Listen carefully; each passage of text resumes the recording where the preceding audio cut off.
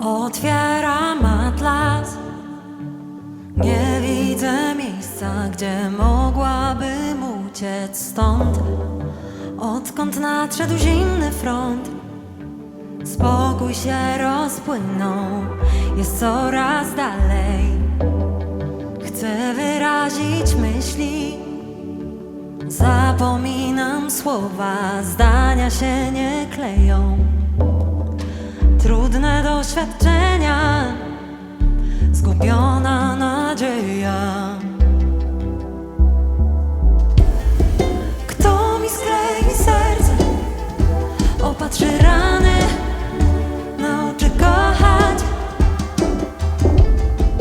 miłością zmieni moją rzeczywistość i w atlas wpiszę moje imię, które da jednej z gwiazd, i nie będę się bać.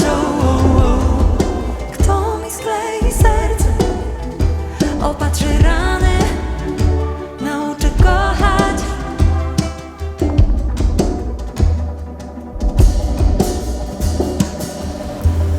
Czy jestem potrzebna? Szukam ukojenia, czy spokój jeszcze wróci? Wołam już ostatkiem sił, nadzieja gdzieś się z tyłu tli. Kto mi sklei serce, opatrzy rany, nauczy kochać, miłością zmieni moją rzeczywistość i w atlas wpiszę moje imię, które da jednej z gwiazd, i nie będę się bać.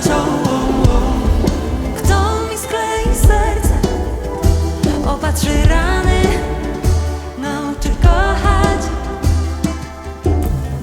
Porwałeś mnie w powietrze, skleiłeś serce, zimny front odszedł, nie muszę się bać. Bez tła i odprawy, zimny front odszedł, oby na zawsze. Z tobą nie muszę się bać.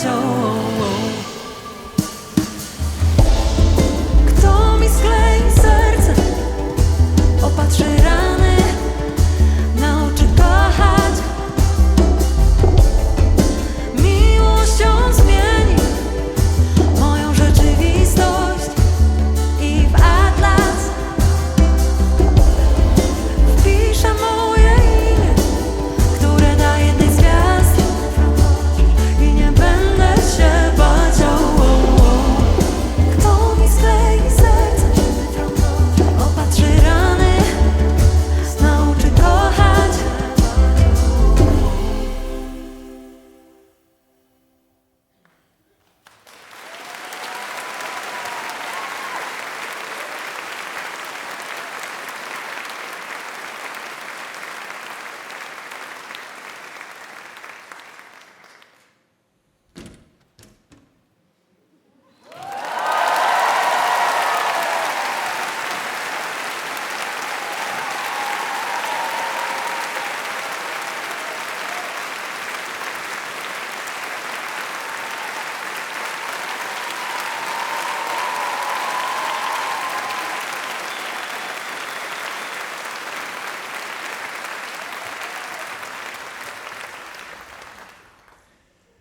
Dobry wieczór, szczęść Boże, dzień dobry.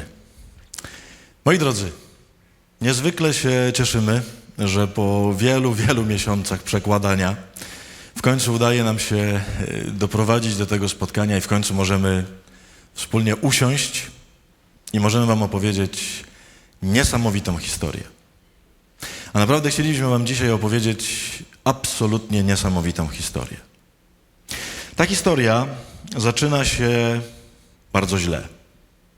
Jak nas nauczyły Hollywoody, wszystkie dobre historie zawsze zaczynają się źle.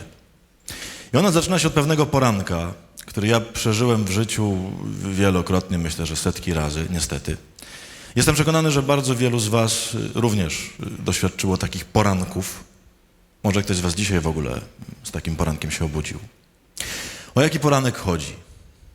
Są takie dni, kiedy człowiek się budzi, wstaje, idzie do łazienki, zapala światło, patrzy w lustro i kiedy widzi to, co widzi, i nie chodzi mi wcale o swoją twarz, tylko o to, kim jest, o to, czym jest jego życie, jak to życie wygląda, to ma takie wrażenie, że nie ma takiej kartki w atlasie, nie ma takiego miejsca na ziemi, gdzie by można uciec.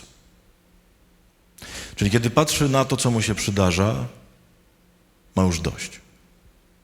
Jestem przekonany, że takich poranków w życiu zaznaliście sporo. Mam nadzieję, że jak najmniej, ale znając życie, pewnie ich było sporo. Ja takich poranków zaznałem, myślę, setki. Kochani, skąd się biorą takie poranki? Jak to jest możliwe, że budzimy się rano, patrzymy w to lustro i absolutnie nie mamy pomysłu na to, co zrobić, gdzie uciekać, jak sobie pomóc? Krótka historia, która mnie to doskonale tłumacza, mam nadzieję, że wam też trochę pomoże. Mam takie szczęście, że jeżdżę po bardzo wielu miejscach na świecie, spotykam różnych ludzi, różne wspólnoty i tak dalej. I mam takie wrażenie, że spotkałem już po prostu niezwykły kalejdoskop przedziwnych postaci. Ja w ogóle mam takie wrażenie, że ja trochę przyciągam dziwaków, więc zresztą wystarczy spojrzeć. Więc widziałem naprawdę niezwykłe historie ludzkie. Jest wiele takich osób, które zapamiętałem i będę je pamiętał do końca życia. I zawsze, kiedy myślę o takim poranku, to mi się przypomina jedna dziewczyna, która mi idealnie tłumaczy, skąd się biorą takie poranki. W Kołobrzegu jest jeden z największych w Polsce szpitali psychiatrycznych. I mam tam znajomą siostrę. W sensie nie zakonnicę, tylko pielęgniarkę, która tam pracuje. Zawsze jak jestem gdzieś w okolicy, staram się zajechać, żeby chociaż chwilę się z nią spotkać. To jest niesamowita kobieta, w sensie jak tam jestem pół godziny, to wyjeżdżam na pół roku naładowany miłością. Nie? Ona w sensie jest tak kochającą osobą, tak zatroskaną o ludzi, że to głowa mała. I byłem tam u niej już ładnych parę lat temu. Takim zupełnym przejazdem, nawet nie dzwoniłem wcześniej, tylko zajechałem, mając nadzieję, że będzie miała czas i będziemy mogli się spotkać. I jak zajechałem do tego szpitala, okazało się, że ona ma jakieś swoje obowiązki, no i nie może ze mną się spotkać, że ma jakieś tam ważne sprawy. Posadziła mnie w takim pokoju dla pielęgniarek i mówi, słuchaj, no potrzebuję tam 30-40 minut, może godzina, no i potem przyjdę, spotkamy się i pogadamy. I jak wychodziła, powiedziała takie zdanie jeszcze, żeby ci nie było smutno, zaraz taka Ola przyjdzie i ci potowarzyszy, nie? I jak mówiła to zdanie, miała takie oczy, proszę mi wybaczyć, ale tylko kobiety potrafią mieć takie oczy, w których było takie czyste, zobaczymy jak sobie poradzisz, nie? Takie czyste wyzwanie, nie? No więc zaintrygowany dosyć mocno, co to się zaraz wydarzy. Ta siostra poszła, wchodzi nagle jakaś dziewczyna, kobieta, na oko jakieś 25 lat, nie? Przedstawiła się, że jest Ola, usiadła obok mnie na fotelu i zaczęliśmy rozmawiać, nie? Co się okazało? Słuchajcie, okazało się, że Ola jest pacjentką tego szpitala psychiatrycznego i ona cierpiała na przedziwną chorobę. W sensie Ola miała nerwicę. Przypuszczam, że spotkaliście jakichś ludzi z nerwicami w życiu. To jest takie pewnego rodzaju kompulsywne zachowanie, nie? Gdzie ludzie mają różne mechanizmy albo takie przeświadczenia, że coś muszą robić. To często nie ma nic wspólnego z rzeczywistością, tylko są to takie wręcz trochę pozbawiające ich woli działania. Ja spotkałem bardzo wiele osób z różnymi nerwicami. I Ola miała nerwicę, której jeszcze nigdy w życiu nie widziałem. Jak się zorientowałem, co się dzieje? Siedzieliśmy na dwóch krzesełkach obok siebie i w pewnym momencie ja chciałem wstać, żeby pójść na drugi koniec pokoju, tam był jakiś stolik, nie, czajnik, szklanki i tak dalej. Chciałem sobie zrobić herbatę. I zacząłem się podnosić. I w momencie, jak zacząłem się podnosić, Ola się zerwała, chwyciła mnie pod pachy, w sensie objęła mnie tak pod pachy i zaczęła mnie do góry podnosić, nie? Tak jakbym nie był w stanie wstać. Ja rozumiem, że może wyglądam, jakbym nie był w stanie wstać, nie? Ale jakby całkiem nieźle sobie radzę. I zaś zdziwiłem się, co ona mnie tak obłapia, nie? W sensie, co ona mnie tak bierze pod te pachy. No ale okej, podniosła mnie, poszedłem do tego stolika, chwyciłem czajnik, ona mnie natychmiast wyprzedziła, wyrwała mi ten czajnik z ręki i zaczęła za mnie robić herbatę, nie? Co się okazało? Ola miała taką nerwicę, która polegała na tym, że ona ciągle znajdowała jakiś powód do tego, żeby komuś w czymś pomóc. Nawet tam, gdzie to zupełnie nie wymagało żadnej pomocy, nie? To momentami było strasznie śmieszne. Było tak, żeśmy się poszli przejść po tym oddziale psychiatrycznym i przechodziliśmy z pokoju do pokoju, no i był próg, nie? Taki centymetr. I ona mnie przez ten próg po prostu jak pannę młodą prawie, nie? Przenosiła. Myślę, że jak spojrzycie, no to wiecie, że to nie jest łatwe, nie? Więc to była dziarska dziewczyna. I słuchajcie, oczywiście mówię o tym z jakimś tam uśmiechem i też się trochę śmiejemy, no ale domyślacie się, że to jest w ogóle straszna choroba, nie? Jakby ona tam trafiła w ogóle dlatego, że jakby stała się już agresywna. Czyli jak ktoś nie chciał dać sobie pomóc, no to ona wręcz jakby siłą próbowała tej pomocy udzielić, nie? I słuchajcie, spędziłem z nią jakieś pół godziny.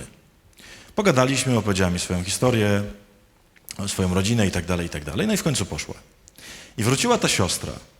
Jak wróciła, mówię do niej tak, mówię, słuchaj, po pierwsze to dziękuję, że mogłem tę Olę poznać, ale mówię, powiedz mi, bo mam, takie jedno mi się w głowie rodzi, jak ją cały czas jakby słuchałem, jak na nią patrzyłem. Mówię, co wy robicie w tym szpitalu? Jak możecie jej pomóc? Na czym polega ta pomoc? Żeby ona za tam, to nie wiem, tam kilkanaście tygodni, tam czy ileś, nie wiem, miesięcy, żeby mogła wyjść z tego szpitala zdrowa, nie? Czyli żeby nie miała tego mechanizmu. I ta siostra powiedziała strasznie ciekawą rzecz. Ta siostra mówi tak, Adam, tak naprawdę to wszystko, co tutaj robimy, wszystkie terapie, rozmowy, zajęcia z Olą i tak dalej, polegają tylko na jednym. Mówi, chodzi o to, żeby tę dziewczynę przekonać do czegoś, do czego się jej de facto nie da przekonać. Bo mówi, trzeba ją przekonać, że nawet jeżeli ona nikomu do niczego nie jest potrzebna, to jest warta kochania. Bo mówi, skąd się wzięła jej choroba? No wzięła się z czegoś bardzo prostego. Mówi, pewnie było w jej domu tak, że jak była przydatna, pomocna, usłużna, spełniała oczekiwania i tak dalej, no to jej okazywano miłość, nie? Jak była nieprzydatna, niepomocna, nie spełniała oczekiwań, to jej nie okazywano miłości. Więc jej serce od dzieciństwa nauczyło się, że im więcej będzie dawać, im więcej będzie pomagać, im więcej będzie usłużna, no to będą ją kochać, nie? I ta siostra mówi, Adam, bo tak naprawdę, mówi, jak patrzę na wszystkich ludzi, których znam, to wszyscy ludzie są na to chorzy. Akurat u Oli to się tak przejawiło, ale mówi, tę chorobę, czyli takiego nieustannego zasługiwania na miłość, to mówi, wszyscy ją mają.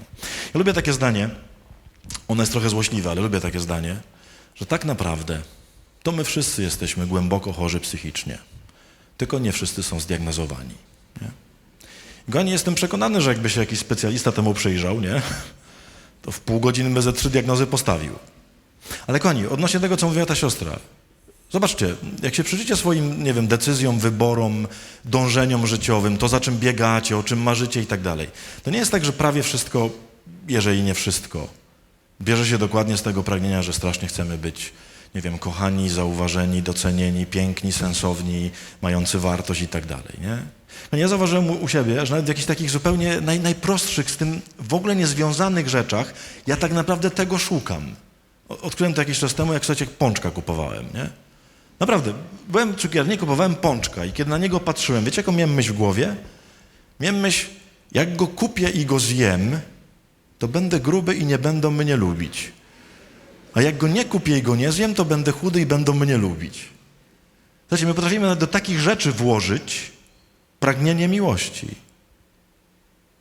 Kochani, nie wiem, jak patrzycie na swoje różne nieszczęścia, ale jak się już od dawna przyglądam nieszczęściom swoim i ludzi, to mam wrażenie, że właśnie to, czyli to doświadczenie tego, że jesteśmy za mało kochani, za mało dowartościowani, za mało czujemy jakby sens tego, kim jesteśmy, że to jest w ogóle sedno nieszczęść ludzi.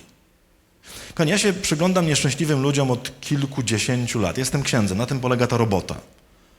Jak ktoś o tym myśli, to proszę się zastanowić, bo robota księdza polega na tym, że spotyka się tylko i wyłącznie nieszczęśliwych ludzi. Nie? No znaczy, nie zdarzyło mi się, żeby ktoś do mnie przyszedł na rozmowę z tekstem opowiem księdzu, jak u mnie jest super. No nie? No nie. Każdy, kto przychodzi na rozmowę, do spowiedzi i tak dalej, no zawsze przychodzi, no bo jest jakiś dramat, bo coś się dzieje, nie? Coś się w życiu rozsypało. I oczywiście ja to jakoś tam rozumiem, nie? Ale kochani, jak się przyglądam już od wielu, wielu lat, nie? Wszystkim możliwym nieszczęściem, mam wrażenie, że mam przegląd w ogóle wszystkiego, co ludzie sami sobie albo innym potrafią zrobić, nie? Jak już się temu wszystkiemu przyglądam od kilkunastu lat, to już od dawna mam przekonanie, że jest jedno nieszczęście największe ze wszystkich. Najbardziej nieszczęśliwi są ludzie, którzy kiedy im się dzieją różne tragedie, nie? Tam śmierci, choroby, rozwody, tam no, różne tam straszne rzeczy życiowe. To najbardziej nieszczęśliwi są ci, którzy w tym doświadczeniu mają takie poczucie, że to nikogo nie obchodzi. Bo nawet jak się dzieją jakieś straszne rzeczy, a takie naprawdę straszne, ale człowiek ma obok kogoś, O kim ma takie pojęcie, on zawsze będzie, na nim się zawsze mogę oprzeć. Ten ktoś zawsze patrzy i widzę, że wierzy we mnie. To mam wrażenie, że wtedy jesteśmy w stanie wszystko przetrwać.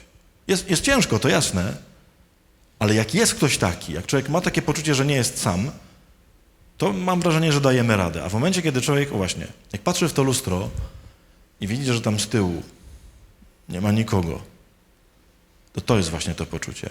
I oczywiście tam czasem są ludzie, bo tam są mąż, żona, dzieci, przyjaciele, rodzina i tak dalej w tym lustrze, a człowiek ma takie poczucie, ale ich to średnio obchodzi. Kochani, może jeszcze jeden przykład, żebyście to tak dobrze zrozumieli, bo musimy ten poranek dobrze chwycić, żebyśmy wiedzieli, jak potem pójść. Jest taka kobieta, którą poznałem w Biblii kiedyś i ona mnie na początku strasznie wkurzała, a potem mnie zaczęła po prostu rozczulać. Nie wiem, czy pamiętacie taką scenę, jak Pan Jezus rozmawia z Samarytanką pod studnią. Nie? Dosyć słynna scena ewangeliczna z Ewangelii Świętego Jana. Tam jest taki wątek, bo tam jest strasznie dużo takich mądrych, teologicznych słów, ale jest taki wątek czysto ludzki. W pewnym momencie Pan Jezus ją pyta, a raczej prosi, mówi jej, słuchaj, czy mogłabyś pójść i przyprowadzić męża? I ona tak chwilę milczy i mówi, ale ja nie mam męża. Wtedy Pan Jezus do niej mówi, no w sumie to dobrze powiedziałaś, że nie masz męża, bo miałaś już 5, a ten, którego masz, to też nie jest twój mąż. Muszę wam się przyznać, że jak ja sobie o tym myślałem zawsze, to sobie myślałem, co to jest za baba w ogóle? No słuchajcie, znacie kogoś, kto byłby w 6. małżeństwie? Słuchajcie, ja nie znam nikogo takiego. Widziałem już bardzo wiele małżeństw, że tak powiem, rozwalonych, nie? Bo to jest też główny target bycia księdzem, nie? Widziałem ludzi, którzy są oczywiście w 2. związku, to jest jasne, nie? Małżeństwo się rozpadło, ktoś potem wszedł w jakiś 2. związek cywilny i tak dalej. Widziałem ludzi w 3. związku małżeńskim, ale muszę wam się przyznać, że w 4. to już nie widziałem, a w 5. albo 6. no to już w ogóle. Nie mówię, że to niemożliwe, no. Czytałem tam w tych różnych pismach takich, nie? O Hollywoodach. Że tam podobno tak mają, nie? Więc nie mówię, że to niemożliwe, ale osobiście, słuchajcie, nie spotkałem nigdy nikogo, kto byłby w 6. małżeństwie. I zawsze jak sobie o niej czytałem, to sobie myślałem, co to jest za baba w ogóle? W sensie, czego ona szuka, nie? Jakby co to jest za jakaś taka pogoń przedziwna. Słuchajcie, tak było do momentu, aż zrozumiałem jedną rzecz, która strasznie mnie rozczuliła. Czy wiecie, z jakiego powodu można w kulturze żydowskiej, czyli tamtego czasu, wziąć rozwód? Dlatego, że u Żydów są rozwody. I to nie takie cywilne, tylko religijne, normalnie. Według prawa Bożego można się rozwieść i wejść w powtórny związek małżeński i to jest wszystko u Pana Boga, jest okejka, nie? Według Żydów, tak jest. Nie wiem, czy wiecie, jaki jest powód. Jest to zapisane w księgach mojżeszowych i powód jest dosyć straszny, bo powód jest taki, że, po pierwsze, rozwieść się może tylko mężczyzna. W sensie kobieta nie może, nie? Kocham zawsze tutaj wyraz twarzy wszystkich pań. Normal, jak zawsze, nie? I lubię też oczy panów, nie? W których jest tylko jedna myśl. Jadę do Izraela, nie? Rozwieść się może tylko mężczyzna i może to zrobić tylko z jednego powodu. Jest napisane w księgach mojżeszowych, że jeżeli mąż znajdzie w swojej żonie coś obrzydliwego, to ma prawo napisać jej list rozwodowy, wręczyć ten list i przestają być małżeństwem. Ona jest wolna, on może wejść w związek z kimś innym, nie? Tylko słuchajcie, poszukałem szczegółów, jak się to odbywało i to jest coś niebywałego. Żeby to się mogło stać, to taki mąż musiał pójść po naszemu byśmy powiedzieli, do Urzędu Stanu Cywilnego, nie? Czyli do tamtejszej instytucji zajmującej się rozwodami. I słuchajcie, musiał własnoręcznie napisać w tym urzędzie ten list. Czyli musiał opisać, na czym polega obrzydliwość jego żony. Nie tak, że był taki, wiecie, formularz taki tam państwowy, nie? 10 punktów i tam się zaznaczało krzyżyki, nie wiem, tam gruba, źle gotuje i tak dalej, nie? Nie. Musiał napisać, na czym polega obrzydliwość jego żony. Brał to urzędnik, czytał to, sprawdzał, czy to jest wystarczająca obrzydliwość, nie? Przebijał pieczone i taki mąż wracał w skowronkach do domu. Kochanie, napisałem ci list, przeczytaj, spakuj się i tyle się widzieliśmy, nie? Kochani, teraz pomyślcie, już tak bez żartów. Ta kobieta miała już 5 mężów. Co to znaczy? Kochani, ona ma w szufladzie 5 takich listów. 5 listów opisujących, jak jest obrzydliwa.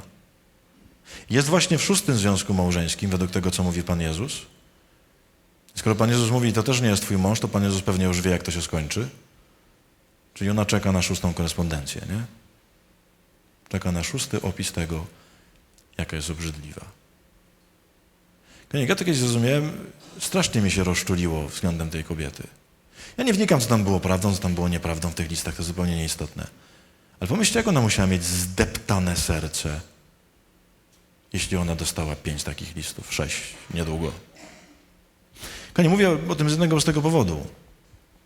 Bo jestem przekonany, że wy macie w szufladach wiele takich listów. Czasem może dosłownie. Czasem może jest tak, że jest to jakaś żona, którą zostawił mąż i w ten sposób ci napisał taki list. Kiedyś cię kochałem, ale jesteś już obrzydliwa i znalazłem sobie taką, co kocham, więc sobie poszedłem. Może jest to jakiś mąż, który dostał taki list od żony. Może są to dzieci, które dostały taki list od rodziców, bo rodzice powiedzieli, jesteśmy rozczarowani tym, co robisz w życiu. Może są to rodzice, którzy dostali taki list od dzieci, gdzie wam własne dziecko powiedziało, jesteś najgorszą matką, jaką sobie mogę wyobrazić, nie? Wiecie, co jest najgorsze? Mam wrażenie, że najgorsze są takie listy, które sami sobie piszemy. Ja to mam taką szafę, mam myślę z 16 tomów. Mógłbym wydać dzieła zebrane listów o obrzydliwości. Mam dużo od ludzi, bo spróbujcie coś publikować w internecie, będziecie dostawać codziennie listy o tym, jacy jesteście obrzydliwi, ale znacznie więcej mam napisanych tych przez siebie. Czyli tych, gdzie patrzyłem na siebie, na swoje życie, na to, co zrobiłem, na to, jaki jestem i sobie pisałem takie listy obrzydliwości. Kochani, właśnie stąd biorą się te nasze poranki. Z takiego doświadczenia, że patrzymy w to lustro, nikogo poza nami tam nie widzimy, a to, co widzimy, to nam się wydaje obrzydliwe. Przepraszam, że dosyć smutno zaczyna się to spotkanie. Będzie weselej, obiecuję. Ale wy to znacie. Wy te poranki doskonale znacie. Jak się na niektóre wasze oczy patrzy, to wiem, że dzisiaj te poranki mieliście.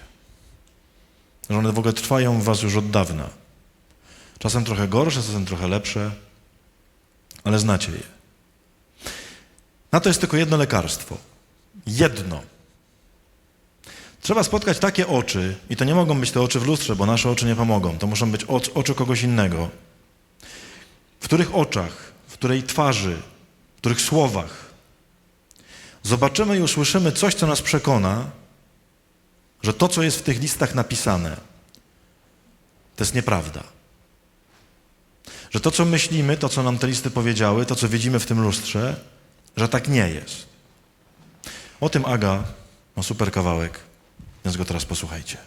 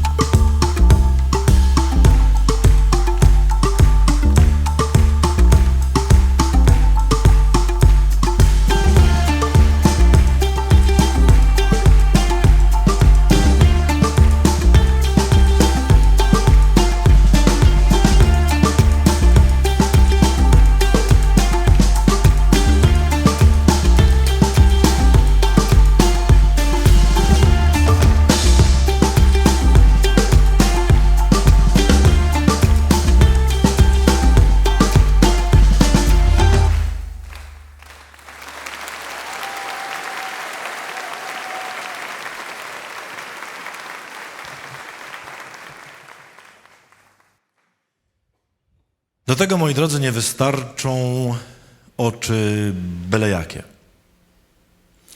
Nie wystarczą takie oczy, które, nie wiem, są po prostu sympatyczne, które patrzą bez osądzania, które mówią, będzie dobrze, damy radę i tak dalej. To nie chodzi o takie oczy.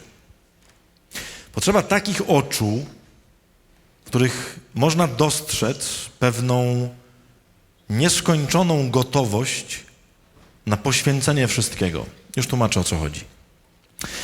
Jest takie małżeństwo w Biblii opisane, które strasznie lubię. To jest chyba moje ulubione małżeństwo biblijne, bo to jest małżeństwo niemożliwe. To jest najbardziej niemożliwe małżeństwo, jakie się wydarzyło kiedykolwiek w Biblii. Był kiedyś taki człowiek, który miał na imię Boaz. Niektórzy może kojarzycie.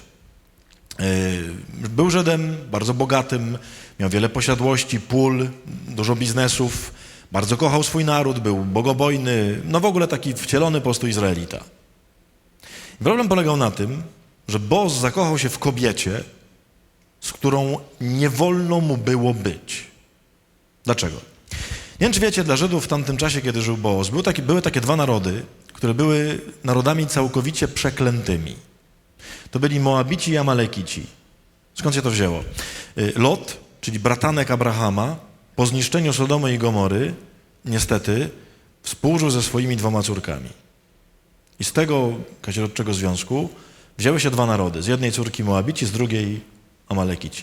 W związku z tym Żydzi uznają te narody za narody przeklęte. Boaz zakochał się w Moabitce. Czyli mówiąc tak po łódzku, w sensie tak mówią moi bracia z Łodzi, tak zwane afterbirds, czyli po ptokach. Słuchajcie, na czym polegał dramatyzm tej sytuacji Boaza i Rut? Nie wiem, czy wiecie, w prawie żydowskim jest taka zasada, że jeżeli jakiś nieżyd, jakiś poganin, goj, przez długi czas mieszka z Żydami na jednym terenie, robi z nimi interesy, kocha ich, chciałby żyć właśnie w bliskiej jakiejś tam relacji rodzinnej z kimś, to jeżeli przez długi czas udowodni, pokaże, przekona, że mu bardzo zależy, to prawo żydowskie mówi, że można kogoś, kto nie jest Żydem, przyjąć do narodu wybranego i mimo, że nie urodził się Żydem, to staje się Żydem. W ogóle to jest bardzo ciekawe prawo. Czyli taka totalna asymilacja, taka, że po prostu ktoś się staje częścią narodu wybranego. Tylko musi przez długi czas pokazać, że mu bardzo zależy. I w tym prawie, w księgach mojżeszowych jest taka gwiazdka, gdzie jest napisane, ale Moabity i Amalekity nigdy nie przyjmiesz do narodu wybranego. Boaz zakochał się w Moabitce. To jest sytuacja beznadziejna, bo nawet gdyby ta kobieta bardzo się starała, całe życie by pokazywała, że jej zależy, to jest prawo boskie zapisane, nigdy nie można jej przyjąć do narodu wybranego. Miała bardzo piękne imię. Miała na imię Rut. Niektórzy pewnie kojarzycie, jest cała księga jej poświęcona w Piśmie Świętym. Rut to jest strasznie piękne imię hebrajskie. Nie wiem, czy wiecie, wszystkie imiona hebrajskie zawsze coś znaczą. Na przykład mamy, nie? Imię Jezus i Jeszua, to znaczy Bóg zbawia. Każde imię coś oznacza po hebrajsku. Imię Rut oznacza nic. To jest chyba jedyne imię, które nic nie oznacza. W sensie nie ma żadnego rdzenia słownego, z którego można by wyprowadzić to imię. To jest tak, jakby dziecko wzięło literki, rozsypało na ziemi, no i się ułożyło tak. Będziesz R-U-T, no to będziesz Rut. Czyli taka panna nikt. Nie? Nie wiem, czy kiedyś czytaliście taką książkę, jak byłem w Ogólniaku, to się zaczytywałem w takiej książce Tomka Tryzny, Panna nikt. O takiej dziewczynie z Wałbrzycha. Czyli w sumie jak z Moabu, nie? No to... Jak to mówiłem we Wrocławiu, to zrozumieli. Bo dla nich Wałbrzych to jest... Wczoraj pytałem też w Gdańsku, czy wy to macie jakieś takie miasto, którego nie lubicie. Powiedzieli mi, że Gdynia. Więc Rut była z Gdyni. Jest to ktoś z Gdyni? Okej. Więc drogie panie, u chłopaków z Gdańska nie macie szans, no. Jesteście partią niemożliwą. Słuchajcie, tam to było naprawdę coś kategorycznego, w sensie, bo to nie chodziło tylko o prawo cywilne, tylko to było zapisane w prawie Bożym. Z Moabitką nigdy nie wolno żadnemu Żydowi być. I słuchajcie, wyjątkowość tego faceta, tego Boaza, polegała na tym, że on, mówiąc tak trochę obcesowo, miał to w pompie. I stwierdził, że będzie z tą kobietą i że zbuduje z nią małżeństwo. Słuchajcie, on zaryzykował naprawdę wszystko. On wiedział, że to się skończy prawdopodobnie tym, że go wydziedziczą, pozbawią majątku, wyrzucą go z narodu, pozbawią go obywatelstwa, przestanie być Żydem i nie będzie nigdy mógł wejść na teren gdzie mieszkają Żydzi. Kochani, zobaczcie, co trzeba zobaczyć w drugim człowieku, żeby być gotowym na coś takiego. To nie wystarczy, że ktoś zobaczył i o, ładna była, nie? Nie, on musiał zobaczyć w tej kobiecie coś tak drogocennego, że stwierdził, że nawet jeżeli straci wszystkie drogocenności, jakie ma, to warto, bo ona jest czymś większym. Kochani, ja wiem, że część z was, jak to słyszę, to oczywiście macie takie romantyczne myślenie, no właśnie, to na tym polega miłość. Ja jestem gotowa i gotowy dokładnie na to. To szczególnie jak widzę tych młodych, nie? Kochani, pitu, pitu, pierdu, pierdu. Kochani, prawie nikt z was, nie mówię, że nikt, ale prawie nikt z was nigdy nie został postawiony w byciu z drugim człowiekiem w takiej sytuacji, że ceną za bycie z kimś byłoby to, że cię pozbawią pracy, zabiorą ci wszystkie pieniądze, wyrzucą cię z kraju, pozbawią cię obywatelstwa polskiego, nigdy więcej nie będziesz mógł do tego kraju wjechać i wszystko, co znasz, będzie ci zabrane. Kochani, prawie nikt nie został nigdy postawiony w takiej sytuacji. Nie mówię, że to niemożliwe, bo oczywiście pewnie gdzieś się zdarzyło w historii, to jasne, nie? Ale kochani, takie te nasze słowa, że my jesteśmy gotowi na wszystko, kiedy kochamy, to są zazwyczaj tylko słowa. Słuchajcie, ten facet miał coś niezwykłego w spojrzeniu, w sensie on musiał mieć oczy, które dostrzegły coś naprawdę super giga wyjątkowego w tej kobiecie, skoro był gotowy na coś takiego. Taki przykład bardziej współczesny. Kiedyś spotkałem takiego chłopaka, który strasznie mi się do tego Boaza jakby upodabnia. Miałem jakieś rekolekcje pod Warszawą dla takiej grupy studentów z Warszawy, kilkadziesiąt osób, weekendowe takie, piątek, niedziela, wiadomo, tam konferencje, msze święte i tak dalej. Było kilkadziesiąt osób. I słuchajcie, była tam taka para, chłopak i dziewczyna, studenci. Jak patrzyłem na nich, zauważyłem ich, bo strasznie mi do siebie nie pasowali. W takim sensie dziewczyna w tym związku, no po prostu łyżkami jeść. No miód malina w ogóle, pod każdym możliwym względem. Jakbym nie chodził w habicie, brałbym tego samego dnia w ogóle, bez zastanowienia, natychmiast, nie? Po pierwszej rozmowie. A słuchajcie, chłopak, z którym była, to po prostu skończony burak. Ale taki burak. Słuchajcie, przez cały weekend chłop się nie odezwał ani słowem. Ale nie to, że tam był mrukliwy, tylko on się nic nie odezwał, słuchajcie. Cały czas był obok niej, tylko cały czas tak... Tak jak niektórzy teraz panowie tutaj patrzą na mnie i właśnie to widzę w oczach. Masz coś ci nie podoba? Byś mówił ciekawie, byłbym zainteresowany, nie? Słuchajcie, takiego gościa miała. Jak patrzyłem na nich, nie, to nie ukrywam. Ja tego chłopaka osądziłem w sercu. W sensie patrzyłem na nich i miałem taką myśl, o niej tak myślałem. Mówię, co ty z nim robisz? Mówię, nawet jakbyś po prostu kamieniem na ślepo w tłum rzuciła, byś lepiej trafiła, nie? A tyś go wybrała, nie? I słuchajcie, któregoś wieczoru siedzimy w trójkę i rozmawiamy. Rozmawiamy. Ja z nią rozmawiam, nie? Bo ten oczywiście siedzi i ani słowa w ogóle. Słuchajcie, przez całą rozmowę ani słowa. I w pewnym momencie nie wytrzymałem, trochę mi puściło, nie? I gadam z nią, w ogóle bardzo ciekawa rozmowa. Jestem zaangażowany, nie? Ale patrzę na niego, już nie mogę i mówię, słuchaj, może byś się w końcu odezwał jakoś, może byś chociaż słowo powiedział. A ten siedzi i patrzy na mnie, nie? I taka cisza zaległa, ta dziewczyna spoważniała. No mówi, proszę ojca, ja przepraszam, ale on nie może mówić. Ja mówię, o kurde, może jakiś niemowa mówi, kurde, nie? Ja mówię, to znaczy, że nie może... Nie, też nie, on może mówić i jakby mówi, tylko postanowił, że nie będzie mówił w ogóle. No to już w ogóle zgłupiałem, nie? Nie wiem, może jakiś Zachariasz, wiecie, anioł mu zakazał, miał objawienie i dostał na 9 miesięcy ciszę, nie? Może prorok, no nie wiem, no. Znaczy, co się okazało? To jest w ogóle niesamowita historia. Okazało się, że ten chłopak od dzieciństwa cierpiał na straszliwe jąkanie się. Ale nie takie jąkanie się, że tam trochę, wiecie, tam dukał, tylko w sensie był prawie, że niezrozumiały, kiedy mówił. I oni się poznali kilka miesięcy wcześniej. Dokładnie jak się poznali, to on właśnie wtedy wszedł w taką terapię. Ja w ogóle pierwszy raz o czymś takim słyszałem. Jest taka terapia, która trwa 3,5 roku. I ona polega na tym, że takiego człowieka cofa się jakby do czasu, kiedy on jeszcze w ogóle nie mówił. Czyli nie chodzi o to, że się go próbuje tam trochę lepiej mówić, nie? Tylko jakby zabiera mu się w ogóle zdolność mówienia i przez 3,5 roku jakby od zera się go uczy w ogóle mowy. I to polega na tym, że on przez pierwsze parę miesięcy w ogóle nie może się odzywać, nie może się z nikim komunikować, ani słowem, ani nie wolno mu pisać. W ogóle ma być jakby w świecie ciszy przez tam chyba 3 miesiące czy ileś w ogóle, żadnego kontaktu. Tak jakby miał zapomnieć w ogóle o umiejętności jakiegokolwiek komunikowania się. To jest w ogóle jakaś strasznie radykalna terapia, nie?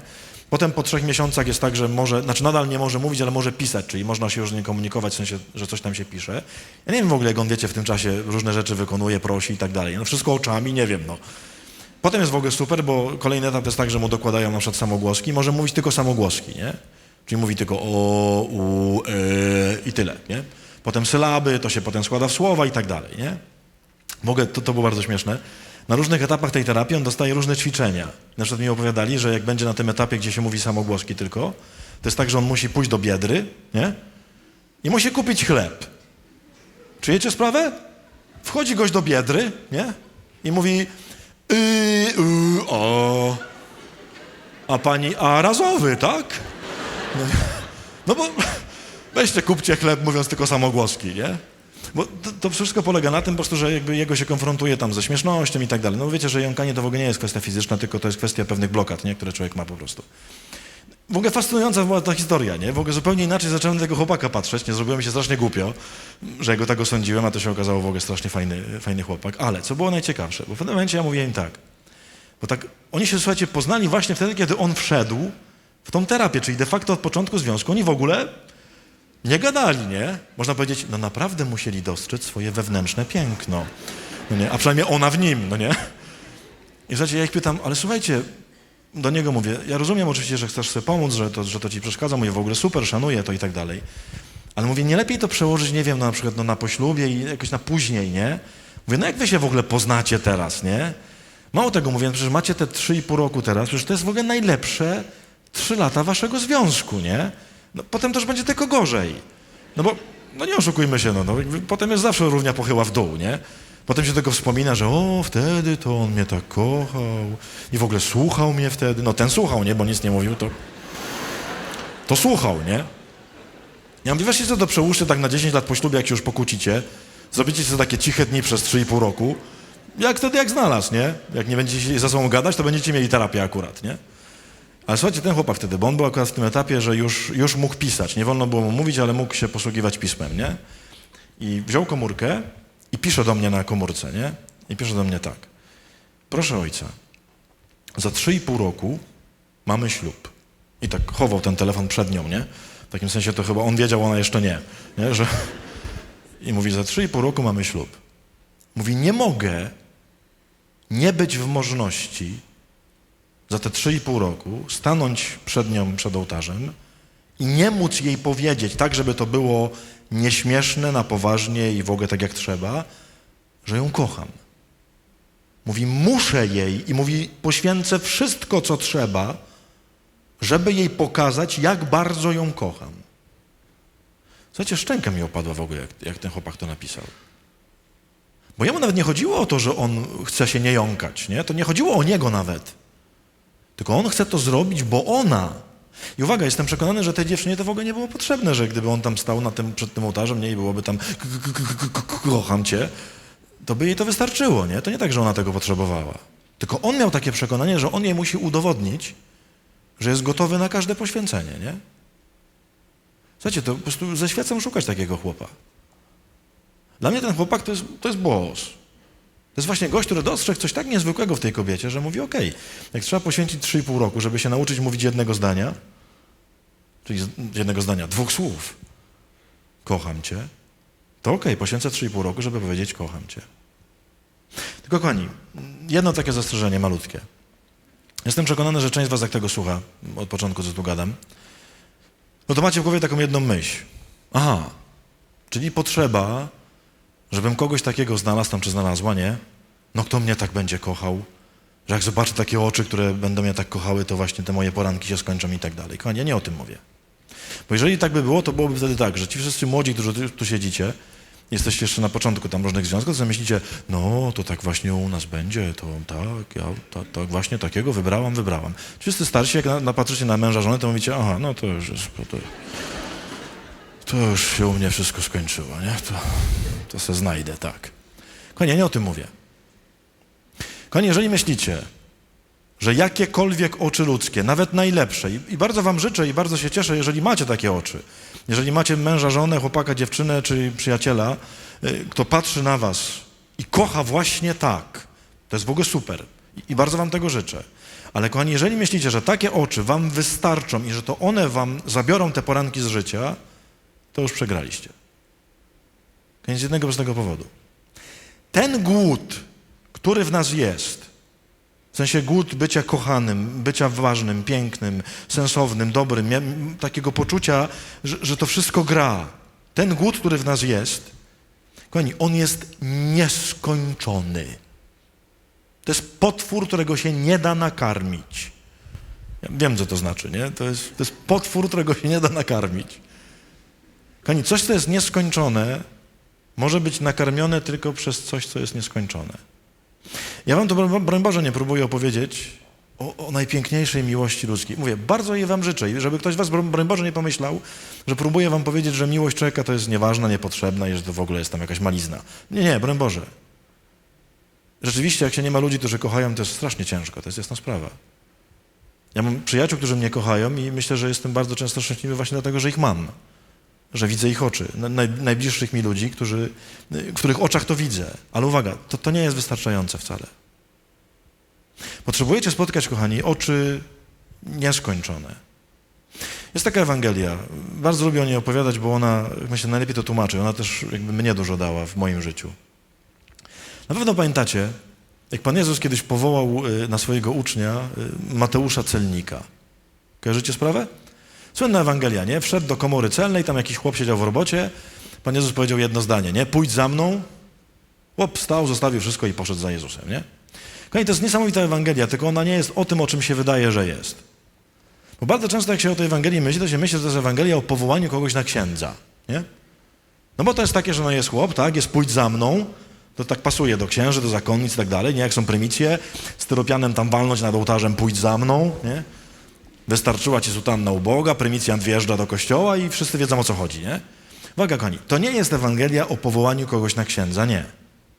To jest Ewangelia o tym, co Bóg próbuje zrobić z każdym z was tutaj, jak teraz siedzicie. I to nie oznacza, że Bóg was próbuje powołać do zakonu albo gdziekolwiek, nie? Nie. Kochani, zobaczcie.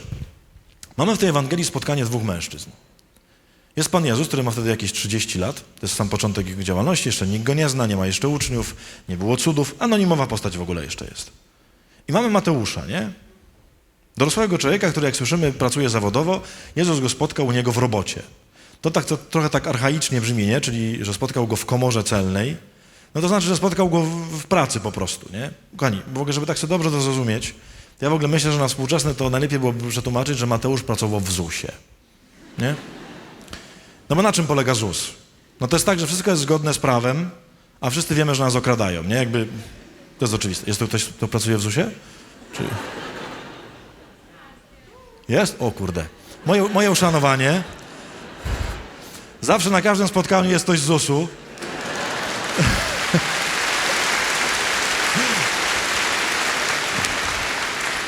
A w Gorzowie był naczelnik ZUS-u. Znaczy, o co chodzi? Mateusz był celnikiem i to nie znaczy, bo my jak dzisiaj myślimy celnik, to oczywiście myślimy granica, nie? I tak dalej. Nie, w tamtym czasie celnik to jest po prostu poborca podatków. Można by też powiedzieć urząd skarbowy.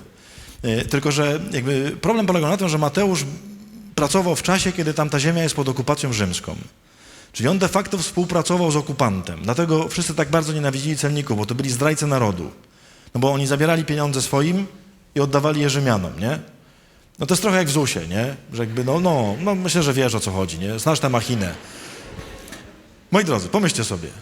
Macie gdzieś tu w Gdańsku ZUS u koleżanki, 3. piętro, pokój 341, nie? Pan Mateusz siedzi za komputerem, jest picjent, coś tam klepie w komputerze, nie? Nagle do tego jego biura wchodzi jakiś facet. No bo uwaga, on nie zna Pana Jezusa, on nie wie, że to jest Pan Jezus, nie? Tylko wchodzi facet, po prostu. No Jezus wygląda jak normalny człowiek, nie miał żadnej boskiej aury. To nie jest tak, że jak Pan Jezus wszedł, to Mateusz, Syn Boży mnie nawiedził. Ależ zaszczyt, nie? Nie no, wszedł jakiś chłop po prostu. Zobaczcie, wchodzi tam Pan Jezus, nie? Patrzy na niego, na tego Mateusza i mówi tak. Panie Mateuszu, bo pan by zostawił wszystko, co pan ma i pan będzie za mną chodził do końca życia, tak? A Mateusz mówi tak. Zostawił wszystko, wstał i poszedł za nim. Kochani, dlaczego nas to nie dziwi? Drodzy panowie, którzy tu jesteście, pomyślcie, dzisiaj jest to, dzisiaj mamy czwartek, nie? Byliście w robocie pewnie dzisiaj w większości, nie? No kto tam był? A nie, bo dzisiaj jest przecież to święto. Sorry. No to wczoraj byliście w robocie, nie? Byliście wczoraj w robocie. I pomyślcie, siedzicie tam, cokolwiek robicie, gdziekolwiek pracujecie. Siedzicie w robocie, normalny dzień jak co dzień, co nie macie już dość, tylko myślicie, żeby do domu iść i tak dalej. Nagle do tego waszego biura, tam czy do roboty wchodzę ja, nie? Nie znacie mnie. Nie macie YouTube'a, nigdy mnie nie widzieliście. Wszedł jakiś łysy, gruby gość po prostu, nie? I patrzę na was w robocie i mówię, przepraszam, że tak patrzę na ciebie, ale niech będzie, nie? Słuchaj, jak masz na imię? Jacek. Jacek, zostawisz wszystko i będziesz ze mną chodził do końca życia, co? Te oczy mi wystarczą teraz, nie? Panowie, no przecież nikt z was by nie wstał i nie poszedłby za mną. A gdyby tak się stało, bo mam głęboką nadzieję, że nie, no bo jeżeli tak, to by oznaczało, że macie problemy na bardzo wielu poziomach, nie? Jakby na bardzo wielu poziomach. I zobaczcie, jak o tym czytamy w Ewangelii, to prawie nikt z nas się nie dziwi, nie? Kto z was kiedykolwiek czytając tę Ewangelię sobie pomyślał, jak to możliwe, że on poszedł za nim? Wiecie, czemu tak jest, kochani? To jest nasza katolicka skaza. Bo większość z nas ma wtedy w głowie jedno zdanie. No ale to był Pan Jezus. To nie był taki zwykły chłop. On go tak tam powołał. Czyli co, wszedł i pójdź za mną. Tak? No kochani, no my tak Ewangelię czytamy. To jest bardzo dziwna sytuacja, że wchodzi jakiś mężczyzna, nie znają się. On mówi jedno zdanie, chce, żebyś do końca życia ze mną chodził. A ten mówi, dobra. Kochani, w Ewangelii jest odpowiedź. Święty Łukasz przemycił odpowiedź. Jak się ten tekst zobaczy w greckim, niestety tego nie widać w polskim tłumaczeniu, ale jak się zobaczy grecki tekst, to jest jedno słowo, którym Łukasz, mam wrażenie, puszcza taką wskazówkę, żeby zrozumieć, jak to jest możliwe. Kochani, tam gdzie jest napisane, że Pan Jezus, kiedy wszedł, to spojrzał na Mateusza, jest bardzo dziwne słowo spojrzał. W sensie nie ma normalnego greckiego czasownika, nie? Takiego, które się pojawia w każdym miejscu, gdzie ktoś kogoś widzi tam, nie? Patrzeć, zobaczyć, widzieć. Nie ma tego słowa. Jest słowo, które jest nacechowane w pewien bardzo jasny sposób. Mianowicie, jest tam słowo, kochani, które my w ogóle znamy z języka polskiego. Mało tego, my to słowo właśnie tu robimy. Bo chodzi o słowo teatr. Tam jest taki grecki czasownik, teomai, z którego wzięło się słowo teatr potem we współczesnych językach. I na czym polega teatr, czyli to, co my tu robimy? No teatr polega na tym, że wy tutaj siedzicie, patrzycie na nas i miejmy nadzieję, jak skończymy za jakieś tam 9 godzin, co nie? Jak będziecie wychodzić, to wszyscy stąd wyjdziecie z takimi oczami, z takim poczuciem wow, ale było ekstra. Uwaga, bo ten grecki czasownik oznacza patrzeć na coś, co budzi podziw. Stąd się wziął teatr. Czyli oglądamy coś, co ma wzbudzić nasz podziw. I kochani, Łukasz użył właśnie tego słowa. Można by to przetłumaczyć, byłoby to głupie, nie? Że Jezus wszedł i spojrzał teatralnie. Jezus spojrzał spektakularnie. Jezus spojrzał widowiskowo. Wszystkie te słowa, spektakl, teatr, widowisko, to jest właśnie ten czasownik. Czyli coś, co jest właśnie takie spektakularne, widowiskowe, nie? Kochani, Łukasz jest bardzo mądry, bo co Łukasz zrobił? Łukasz po prostu napisał, że Pan Jezus wszedł, zobaczył Mateusza i po prostu zdębiał z zachwytu. Wiecie, czemu to jest ważne dla tego człowieka? Kochani, tak wam mówiłem, jeżeli Mateusz był tym celnikiem, czyli kolaborantem, nie? Czyli był zdrajcą narodu, to pomyślcie, jak go traktowali ludzie. Jak przychodzili tam ludzie, nie? Którzy musieli zapłacić te pieniądze, bo inaczej by Rzymianie ich pozabijali. No to przypuszczam, że w każdych oczach Mateusz widział tylko jedna, może wręcz słyszał. Ty to, człowieku, jesteś śmieciem. Jak ty możesz własnych rodaków tak traktować? Jak możesz zdradzać swój naród po prostu dla ludzi, którzy nas mordują, nie? No pomyśl, to jest tak, jakby u nas w trakcie wojny, nie? Ktoś współpracował z okupantem, tak? I wydawał Polaków, nie? No to wszyscy tego mamy, za kogoś to zdradza ludzi, których powinien bronić, być wierny i tak dalej, nie? Zobaczcie, robota Mateusza musiała polegać na tym, że on nieustannie prawdopodobnie odbierał po prostu pogardliwe spojrzenia. I dlatego Łukasz pisze, że nagle, kiedy wszedł tam Jezus i w jego oczach był totalny zachwyt, to ten chłop po prostu nie wiedział, co się dzieje. Kochani, jest tego taki genialny przykład. Jak kiedyś będziecie w Rzymie, w centrum Rzymu jest taki kościół świętego Ludwika Francuskiego. W prezbiterium bardzo wysoko, tam jest ciemno, wisi obraz Caravaggia, Powołanie świętego Mateusza.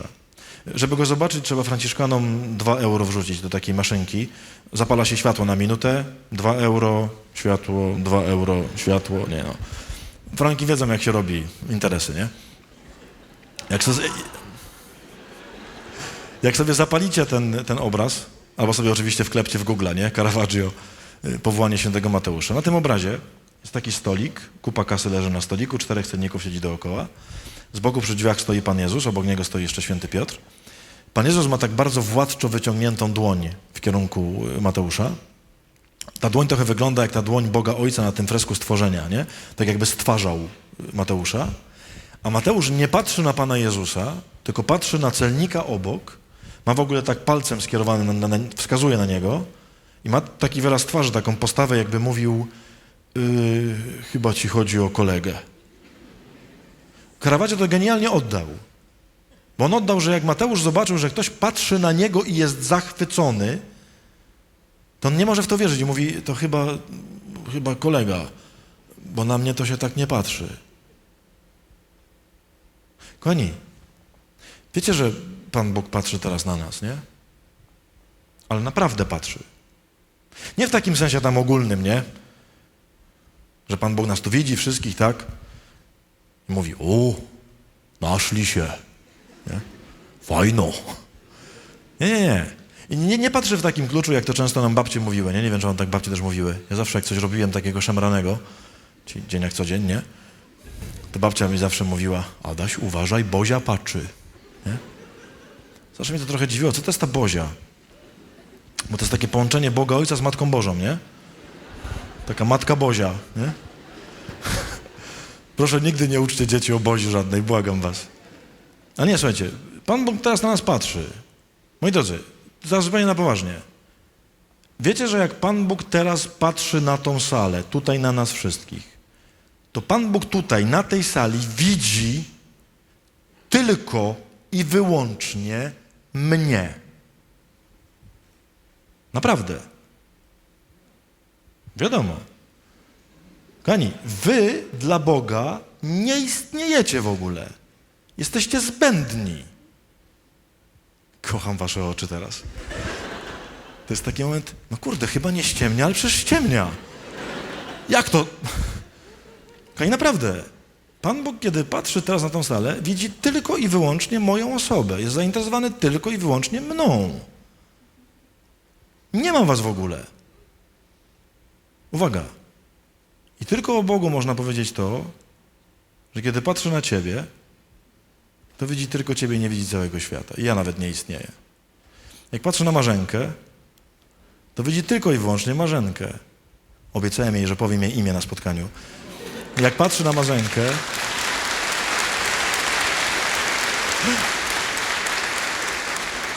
było rok temu? Patrz, jak dotrzymuje obietnic. Kochani, jak patrzy na kogokolwiek z was teraz, to widzi tylko i wyłącznie jedną osobę, kochani. To jest po ludzku niemożliwe. Zobaczcie, jak my myślimy o tym po ludzku, jak powiedziałem, że Pan Bóg patrzy tylko na mnie, natychmiast się wszyscy zjeżyliście. Natychmiast wszyscy się poczuliście tak lekko, ale jak to? Jak byliśmy na nie pamiętam, gdzie to było, na jednym ze spotkań, jak to powiedziałem, jakaś dziewczyna z 6. rzędu tam krzyknęła, a mnie też lubi! No nie? Bo nie mogła znieść tego, że ja jestem ważny, a ona nie. Kochani, dlatego, że ludzie nie potrafią inaczej. Ludzie rzeczywiście, kiedy się koncentrują na jednej osobie i robią z niej cały świat, to rzeczywiście reszta przestaje mieć wartość. Kochani, tylko Bóg tak potrafi, że to zdanie, że On widzi tylko ciebie i koncentruje się tylko na tobie i świata poza tobą nie widzi, jest prawdziwe o każdym z nas. Lubię takie wyrażenie, może je znacie jako takie przysłowie, że jak są takie pary, które się dobrze dobrały, nie? To się często mówi, że oni się dobrali jak w korcu maku. Wiecie, skąd się wzięło to wyrażenie? To jest bardzo piękne. Wiecie, to jest korzec. Korzec to jest takie wiaderko tak naprawdę, nie? Z makiem. I uwaga, co to znaczy, że ktoś się dobrał jak w korcu maku? Czyli ktoś wsadził łapę do tego wiaderka z makiem. Wiecie, że tam są ziarenka takie, no jak główki szpilek, nie? Taki jest mak, tak? I ktoś tam po prostu w milionach tych główek tam grzebał, wyciągnął jedno i mówi, to. Uwaga, tak ma Pan Bóg, kiedy patrzy na ciebie. Ma 7 miliardów ludzi na świecie, ale bierze jedną ciebie ciebie, jednego ciebie i mówi: o, jesteśmy dobrani jak w korcu maku. Wiecie, że to są same pary na tej sali? Ale nie te pary. Czyli nie małżeństwa, rodziny, przyjaciele i tak dalej, nie. Tu jestem ja i moja para, czyli Pan Bóg. Ty i para. Ty i para. Ty i para. To są same pary, Pan Bóg i każdy z nas. O tym korcu maku Aga ma superowy kawałek.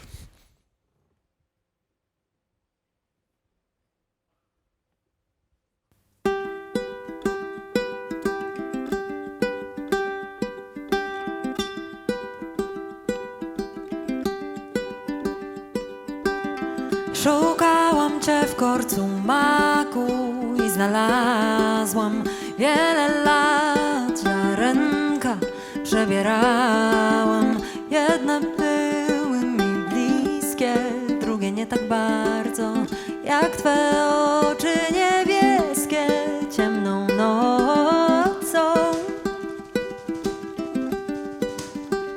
Ciemną nocą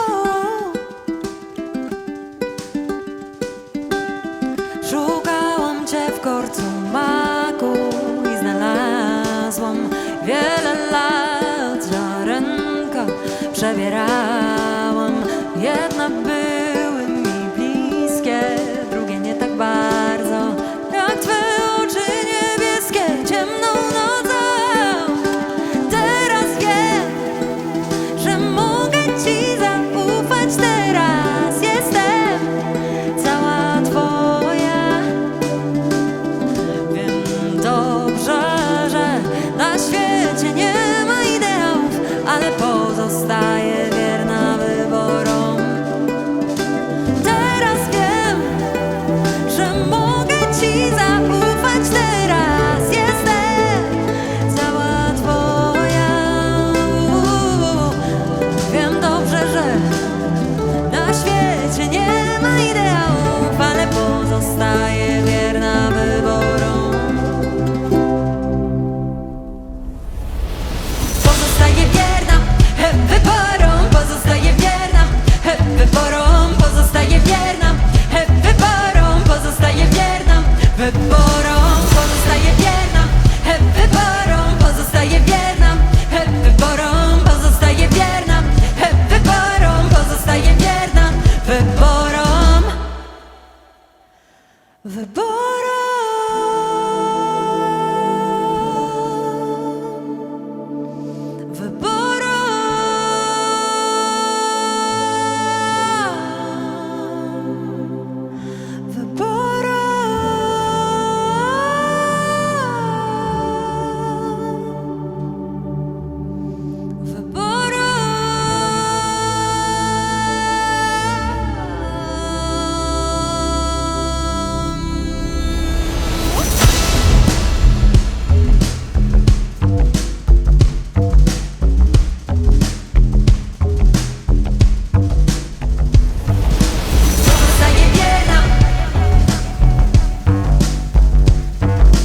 Pozostaję wierna, pozostaję wierna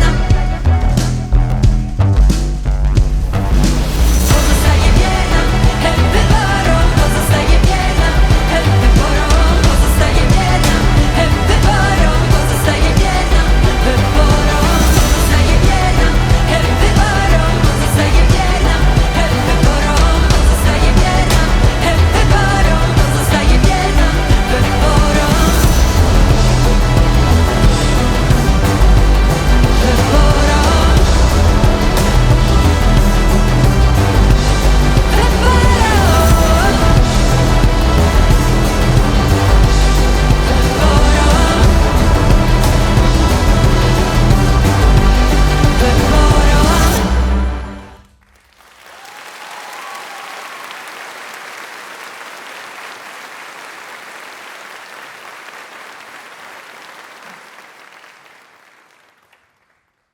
Moi drodzy, bardzo lubię w tym kawałku tam pod koniec, jak Aga tak się drze, że pozostanie wierna wyborom. To jest w ogóle takie osobiste. Ja w sensie uważam, że dobra muzyka to jest tylko taka, jak się wokalista drze. Jak się wokalista nie drze, nie ma muzyki w ogóle. Ale bardzo lubię to zdanie, pozostaje wierna wyborom. Kochani, wiecie, że właśnie na tym polega największa radykalność tego, na czym polega miłość? Czyli, że kiedy się kogoś pokochało, to się nigdy nie przestaje. Kochani, tak naprawdę potrafi to zrobić tylko Pan Bóg. Wiecie, że Pan Bóg ma wszystkie cechy nieskończone, nie? On jest cały nieskończony. Na przykład jest nieskończenie cierpliwy do nas. My też jesteśmy nieskończenie cierpliwi, nie? Każdy człowiek jest nieskończenie cierpliwy do tego momentu, aż jego nieskończona cierpliwość się kończy, nie? I mówimy, już nie mogę. Uwaga, Pan Bóg jest naprawdę nieskończenie cierpliwy. Co to znaczy? Jeżeli raz kogoś pokochał, chociaż przez sekundę, nigdy nie może przestać go kochać. Kochani, czy byliście kiedyś przez sekundę kochani przez Boga, chociaż przez jedną? Byliście, bo istniejecie. Skoro istniejecie, to musieliście chociaż przez jeden moment być kochani. Dlaczego? Pan Bóg nie potrafi stworzyć czegoś, czego nie kocha. Nie umie. To jest bardzo proste, bo On ma w sobie taką miłość. On nie potrafi zrobić czegoś innego, bo nic innego nie ma. Jakby Pan Bóg nie miał miłości, to by znikł. Bo w Nim wszystko to jest miłość. W związku z tym, skoro coś stwarza, to musiał to kochać. Uwaga, skoro raz Cię kochał, to nigdy już nie może przestać. Można powiedzieć, że w miłości Bóg nie jest wszechmogący, bo On nie umie tego nie zrobić. Nie umie przestać kochać. Kochani, mówię to z jednego prostego powodu. Spotkałem bardzo wielu ludzi w życiu. Jestem przekonany, że prawdopodobnie tak, nie wiem, z pół tej sali taka jest. Może mniej, może więcej, nie mam pojęcia, jak jest w Gdańsku. Ale bardzo wielu ludzi spotkałem w życiu, którzy mówią mi nieustannie: proszę księdza, tak naprawdę to mnie chyba nikt nie kocha. A w ogóle to tak myślę, że jakby mnie nie było, to chyba by nie było różnicy w świecie. No bo co, to świat by płakał, jakby mnie nie było? No tam ktoś by zauważył, na jacyś tam bliscy może by rzeczywiście się zasmucili, ale tak to, czy jakaś byłaby radykalna zmiana w tym świecie, jakby mnie nie było? Kochani, jak o tym myślę i mówię, to mi się przypomina taki fragment z genealogii Pana Jezusa. Nie wiem, czy kojarzycie ten fragment Ewangelii, genealogia. Ten taki spis imion, nie? Przodków Pana Jezusa. Zawsze się zastanawiałem, po jakiego grzyba jest ten tekst.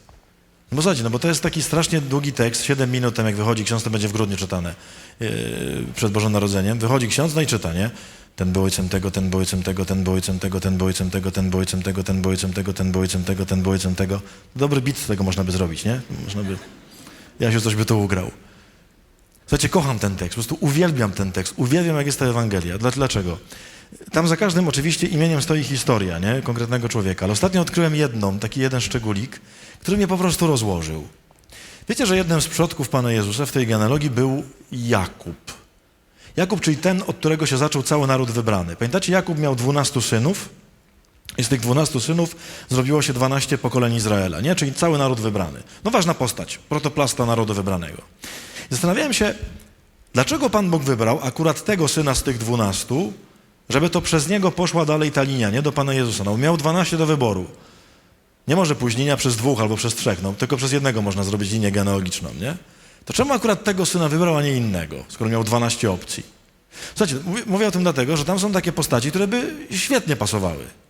Na przykład jednym z synów Jakuba był Józef, ten egipski, pamiętacie? Bracia go tam do studni wrzucili, sprzedali go, był niewolnikiem w Egipcie, potem został wielkim panem w Egipcie, w ogóle uratował swoich braci, nie?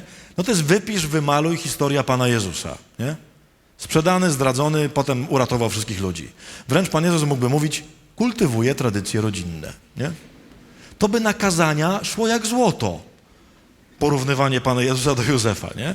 Ale nie wybrał Pan Bóg akurat tego syna Jakuba, żeby to przez niego poszło, nie. Mógł wybrać, nie wiem, Beniamina. Beniamin znaczy taki umiłowany, taki ulubiony, taki wiecie, nie? Taki najbardziej kochany. No to do Pana Jezusa pasowałby bardzo ukochany syn, nieumiłowany, jedyny, wybrany i tak dalej. Ale nie przez niego poszło. Poszło przez Judę. Wiecie cokolwiek o Judzie? No to słuchajcie, Juda ma jedną ciekawą rzecz. I myślę, że właśnie dlatego Pan Bóg go wybrał. Wiecie, że Juda miał syna, czyli w sensie tego, który potem był następny w tej kolejce, nie? Genealogii, którego nie chciał. Pamiętacie historię, czy nie? Juda miał syna z kobietą, która nie była jego żoną. Z Tamar. To była kobieta, która miała wcześniej 2 mężów, ale żaden z nich nie chciał jej dać potomstwa. I ona się uparła, że będzie miała dziecko. I uparła się w ten sposób, że przebrała się za prostytutkę, uwiodła tego Judę i I poczęło się dziecko. On oczywiście o tym nie wiedział, że tam się ma dziecko począć. Myślał, że poszedł do prostytutki. Byśmy powiedzieli po naszemu, myślałem, że się zabezpieczała, nie? Przepraszam, że tak mówię, ale kochani, no, to była taka sytuacja. I nagle, kiedy się ten syn, a tak naprawdę dwóch, bo urodziły się bliźniaki, kiedy się urodzili, to ta kobieta przyszła do Judy i mówi, tutaj mam taki prezent, pan ma 2 synów. Słuchajcie, pomyślcie, ten chłopak, syn Judy, który potem był kolejnym, nie, dziedzicem w tej linii, to był chłopak, który przez całe życie żył prawdopodobnie z jedną myślą. Ojciec mnie nigdy nie chciał, nie kochał, mało tego, ja jestem po prostu podstępem dla niego. Został zwiedziony, żeby mnie mieć. Koni, ja spotkałem takich ludzi czasem w życiu, to jest dla mnie niewyobrażalne. Spotkałem takich ludzi, którym właśnie rodzice, takiego opaka pamiętam, któremu własny tata powiedział, że ty jesteś po prostu wpadką. My cię nigdy nie chcieliśmy, nie planowaliśmy cię, po prostu żeśmy wpadli. Nie zdążyliśmy zrobić aborcji, no to jesteś. Czujecie w ogóle powiedzieć takie słowa do własnego syna? Otóż uwaga, słuchajcie, gdyby nie było tego syna Judy, to wiecie, żeby się Pan Jezus nigdy nie urodził, nie? No bo nie miałby z kogo. Jezus nam nie spadł z nieba.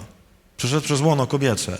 Maryja by się nigdy nie urodziła, gdyby się nie urodził syn Judy, bo nie byłoby tej linii w Izraelu. Zobaczcie, dla Boga ten syn był konieczny do tego, żeby zbawić świat. Zawsze jak spotykam kogoś, to mi mówi, mnie to nikt nie chce, ja jestem niepotrzebny i w ogóle jakby mnie nie było, to by nie było różnicy. Zawsze mówię, słuchaj, jeżeli tak jest naprawdę, to masz bardzo poważny problem.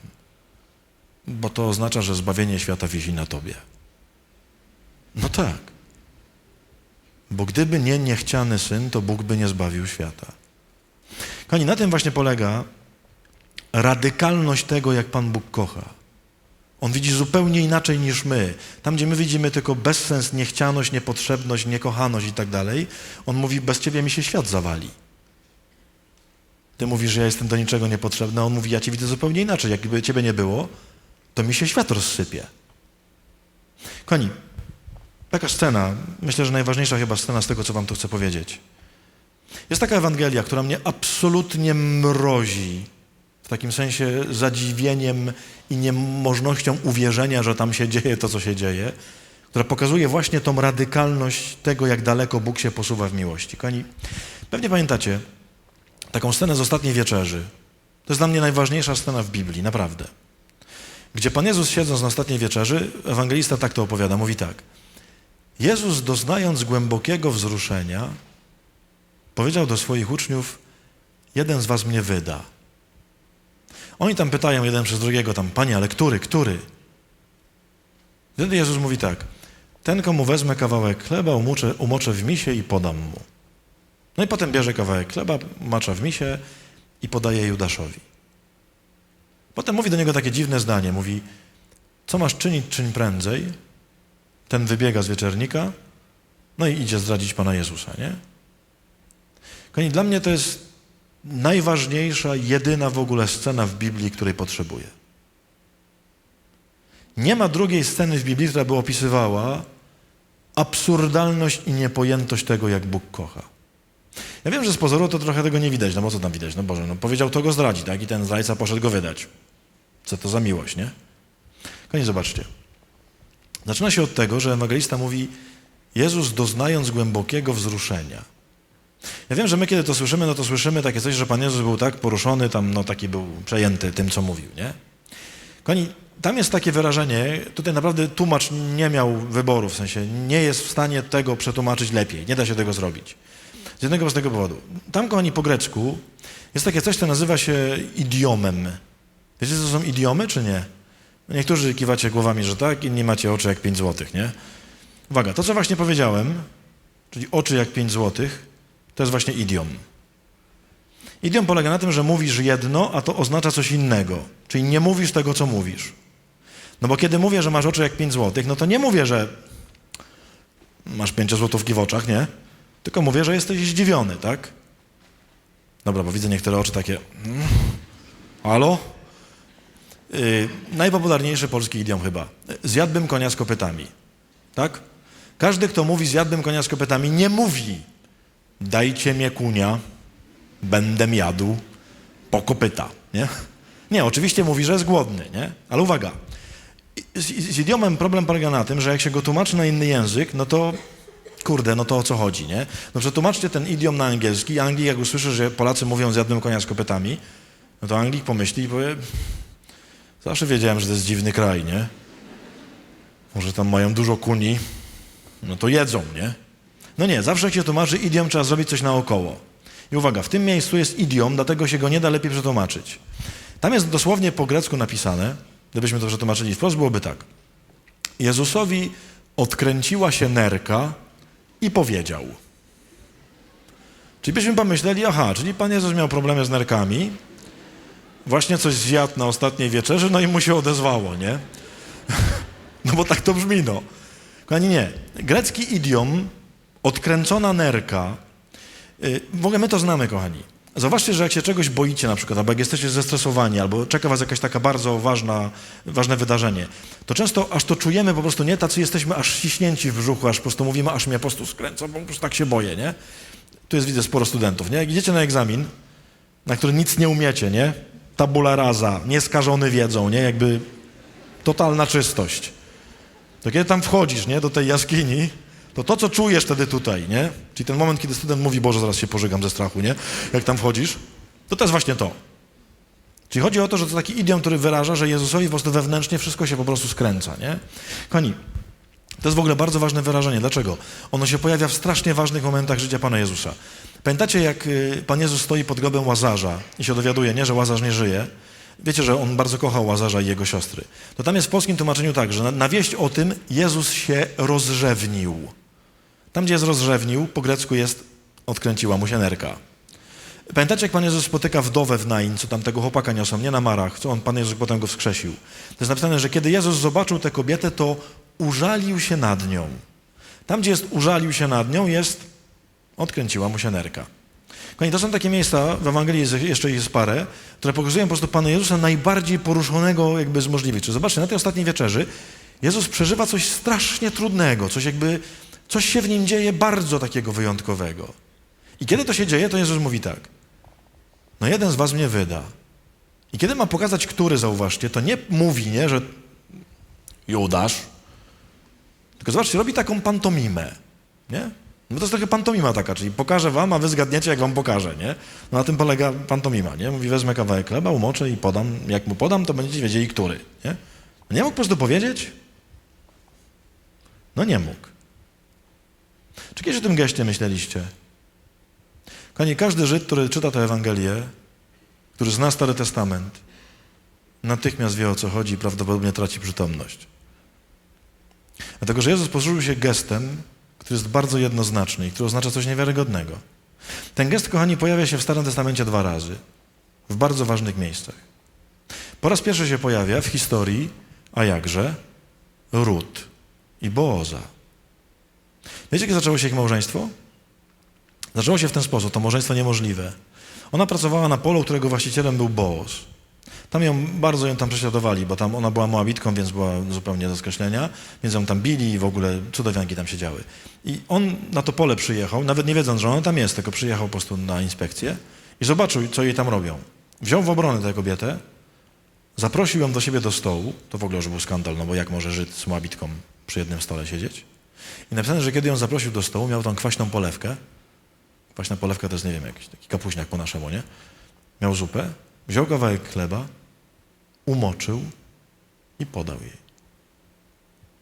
I to jest taki gest, który de facto oznacza, bo dawanie chleba, jakby dzielenie się chlebem, to jest zaproszenie do swojego życia. To jest coś takiego. Ciebie się kochać nie da. No bo nie mogę cię kochać, bo ty jesteś Moabitką. A ja cię będę kochał. Na tym polega ten gest. Czy wy rozumiecie, co Pan Jezus robi na ostatniej wieczerzy? On nie wskazuje zdrajcy. On mówi do Judasza tak. Ciebie, Judasz, kochać się nie da. No bo ty mnie chcesz zabić. A ja cię będę kochał. Drugie miejsce, gdzie pojawia się ten gest, to jest w historii Dawida. Pamiętacie najgorszy chyba, najohydniejszy wyczyn Dawida, jak Dawid zgrzeszył z Batszebą? Dawid miał dowódcę wojskowego, nie? Swojego tam przełożonego wszystkich żołnierzy i ten dowódca miał bardzo piękną żonę, Batszebę. Dawid ją tam zobaczył któregoś dnia wieczorem z tarasu, jak tam się kąpała czy coś tam, ale oczywiście go poniosło i stwierdził, że musi się z nią przespać. Nie to, że związek, tylko po prostu chciał się z nią przespać. Był takim tchórzem, że żeby to zrobić, to tego dowódcę kazał postawić w takim miejscu na froncie, żeby go zabili. Rzeczywiście, postawili go w takim miejscu, gdzie było wiadomo, że będzie przełamanie frontu i go zabili, tego gościa. I jak go zabili, czy wiecie w ogóle, jaki to był parszywy tchórz? Jak go zabili, no to się przespał z tą kobietą, nie? I on myślał, że nikt nie wie, no bo kto miał wiedzieć. I przychodzi do niego prorok Natan, po tym, co się stało. Natan miał bezpośrednią komórkę do Pana Boga, nie? I wiedział, co się wydarzyło. I Natan mówi mu tak, słuchaj, Dawid, taką ci bajkę opowiem, wiesz? Mówi, jaką bajkę? Słuchaj. Mówi, był taki biedny człowiek. Był tak biedny, że miał po prostu jedną owieczkę i z niej żył. Ona była całym jego utrzymaniem, po prostu bez niej to by z głodu umarł. Mówi, tak ją kochał tę owieczkę, że jak spali w nocy z dziećmi, nie, w łóżku, to w nogach te dzieci spały, to owieczka spała z nimi, z tymi dziećmi w łóżku. Mówi, tak ją kochał tę owieczkę, że jak jedli, a mieli jedną miskę i dzieciaki siedziały dookoła, to on brał zawsze kawałek chleba, maczał w misie i tej owieczce dawał tak jak własnemu dziecku, żeby ta owieczka jadła. Mówi, obok mieszkał taki bogaty pan, miał po prostu 1000 owiec. Przyjechali goście do niego na wieczorem na kolację, szkoda mu było jednej z tych swoich owiec, wysłali do tego bidoka, zabili mu tę owieczkę i nakarmili tych kolegów tego bogatego. Dawid jak tego słuchał, oczywiście no, się zorientował, o kim jest ta bajka, nie? No bo to o nim jest bajka. On był ten pan, co miał wszystkie owce, a zabił tamtemu jednemu. Zobaczcie, na czym ten gest polega. Ten gest, kiedy on karmi tą owieczkę, to jest taki gest, który mówi, jak ciebie nie mam, to ja nic nie mam. W sensie, ja z ciebie żyję. Jak ciebie nie będzie, to ja w ogóle nie mam w ogóle już jak żyć.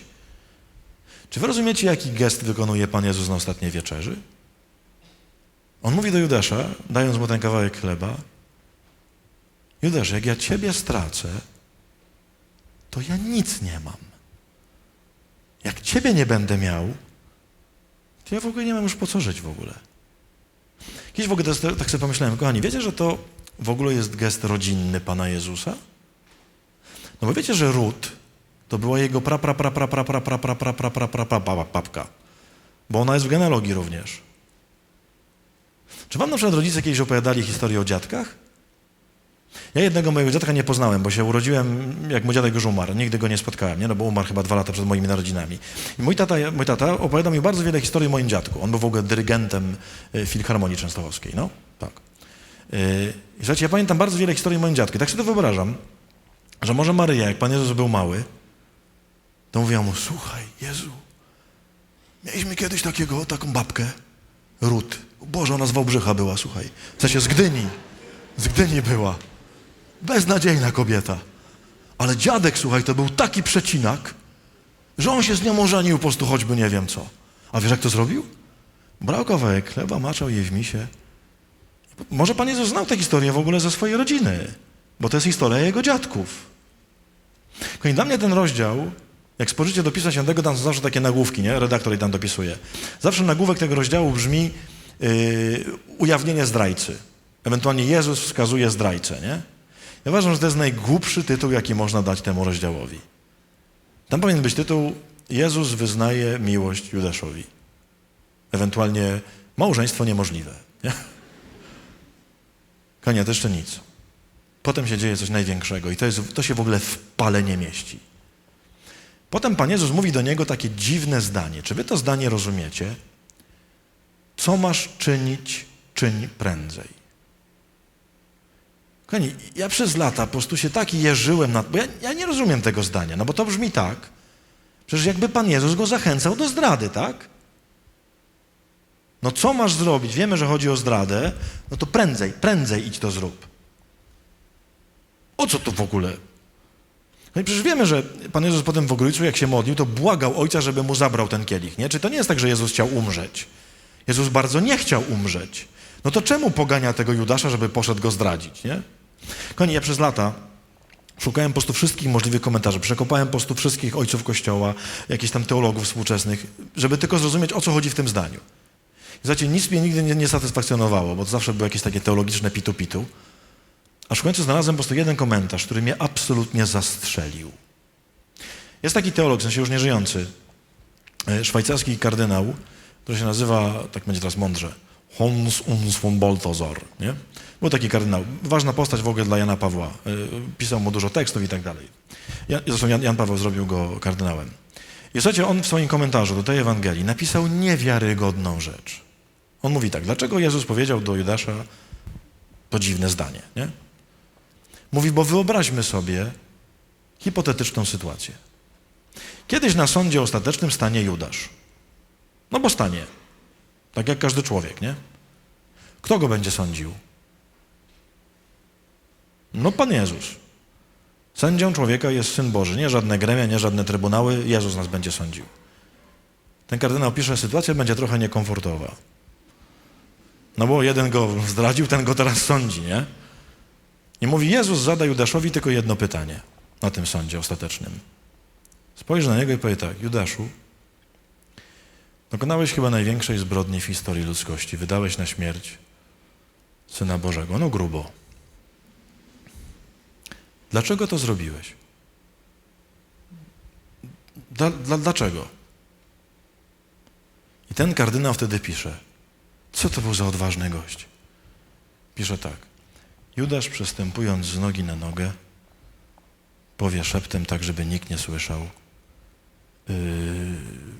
bo mi kazałeś, to jest twoja wina. Wtedy Pan Jezus spojrzy na niego i powie, tak, to jest moja wina. Zamieńmy się miejscami.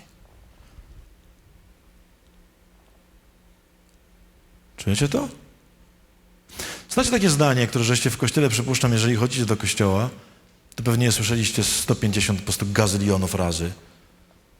On wziął na siebie nasze winy. Znacie takie zdanie? On wziął na siebie nasze grzechy. On nasze winy poniósł na drzewo krzyża i tak dalej, nie? Kochani, uwaga. To oznacza. To nie jest żadne zdanie natury ogólnej, Bóg tam wziął zło na siebie. Nie, to oznacza, że jest konkretny człowiek, który zrobił bardzo konkretne zło. Na przykład człowiek o imieniu Judasz, który wydał Jezusa na śmierć. Uwaga, to jest jego decyzja, jego wola, jego grzech. On to zrobił. I uwaga, kiedy człowiek, który zrobił coś złego, staje na sądzie, to natychmiast obok niego pojawia się Jezus i mówi, nie, to ja. I na tym polega zbawienie. Na tym polega, że On wziął na siebie to, co my zrobiliśmy. Najlepszy biskup, jaki chodzi po tej ziemi, biskup Grzegorz Ryś, nazywa to bardzo prostym zdaniem. Mówi, że to jest tak zwany skandal miłosierdzia. Bo to jest skandaliczne. Bo to znaczy, że do pierdla idą nie ci, którzy zrobili. Zobaczcie, po naszemu, jak jest w naszym świecie, jak ktoś na przykład zostanie niewinnie skazany, nie? No to wszyscy czujemy oburzającą niesprawiedliwość, tak? No mieliśmy sytuację w Polsce niedawno, tak? Komenda, kojarzycie, nie? No poszedł chłop na kilkadziesiąt lat do więzienia, kilkadziesiąt lat spędził w więzieniu, mimo że nie zrobił tego, za co został skazany, nie? I teraz, kiedy go wypuścili, tak, po kilkudziesięciu latach, no to wszyscy mamy poczucie po prostu ogromnej krzywdy, którą temu człowiekowi zrobiono, nie? No wyobraźcie sobie, że wyjdziecie na 30 lat do więzienia, mimo że nic nie zrobiliście, nie? I wszyscy mamy ogromne poczucie, no, że to jest oburzające. Uwaga, to jest dzień powszedni w Królestwie Niebieskim. Bo tam do więzienia chodzą ci, którzy nie zrobili, a de facto tylko jeden. Kochani, obok każdego grzesznika, jak kiedy staniecie na sądzie, wyczytają tam wszystkie wasze grzechy. Mają zapisane, naprawdę. Macie jakieś grube sprawy? Ja mam od cholery. Zdradziliście Pana Jezusa tak, że po prostu głowa mała? Ja zdradziłem. I kiedy stanę na sądzie, tam wyczytają 13 maja 2009, godzina ta, to i to. Pan to zrobił i zanim zdążę powiedzieć, to wyskoczy Jezus i powie, nie, to ja. Wyczytają następny mój grzech i zapytają, Pan to zrobił? Jezus wyskoczy, nie, to ja. I wszystko pójdzie na Niego, a ja pójdę żyć. Na tym polega zbawienie. Kochani, radykalność Bożej miłości posuwa się do takiej granicy, że On w ten sposób chce nas uratować. Że jest gotowy, i nie tylko gotowy, tylko zrobił to już, wziąć na siebie konsekwencje tego wszystkiego, co my zrobiliśmy. Kochani, jak człowiek to w pewnym momencie pojmie w końcu, w sensie jak to przejdzie stąd dotąd, Bo my to wszystko wiemy oczywiście. Słyszeliście przecież te słowa 1000 razy w życiu, nie? On nas kocha, On za nas umarł, On oddał za nas swoje życie i tak dalej. No wszystko to słyszeliśmy i słyszeliśmy i słyszeliśmy, tylko to już taka mowa trawa, nie? Więc jak to w końcu przejdzie stąd dotąd, ja to lubię, niektórzy mówią, że ta odległość odtąd dotąd to jest najdłuższy kawałek, jaki istnieje we wszechświecie, nie? Nie ma dłuższej drogi. Stąd dotąd. Jak człowiek tego w końcu doświadcza, to wtedy się czuje najbezpieczniej na świecie. No bo co mu może grozić? Skoro On wszystko weźmie na siebie. Wtedy człowiek jest w całkowitym azylu. O tym azylu Aga ma chyba najlepszy kawałek.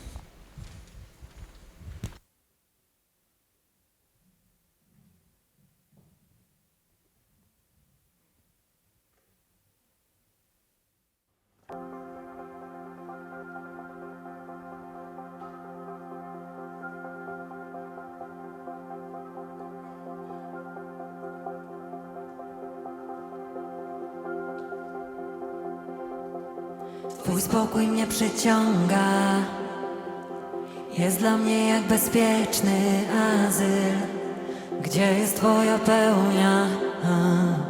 Widać wszystko lepiej, jaśniej, Twoje piękno mnie przyciąga. Choć na sobie mam grube warstwy strachu przed odrzuceniem, wiem, że w Tobie mam bezpieczny azyl.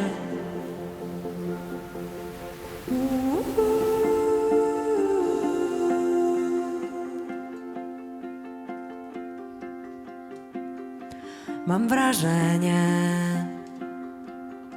że mnie nie ma, mimo że mnie dobrze widać. Grube warstwy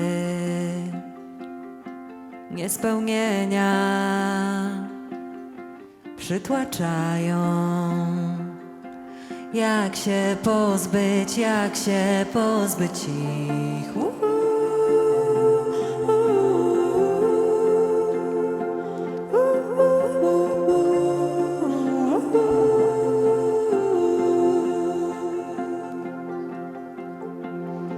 Nie chcę więcej już oceniać. Wszędzie dobrze, gdzie nas nie ma. Grube warstwy niespełnienia zakrywają oceany piękna, piękna. Twój spokój mnie przyciąga, jest dla mnie jak bezpieczny azyl, gdzie jest Twoja pełnia. Widać wszystko lepiej, jaśniej, Twoje piękno mnie przyciąga. Choć na sobie mam grube warstwy strachu przed odrzuceniem, wiem, że w Tobie mam bezpieczny azyl.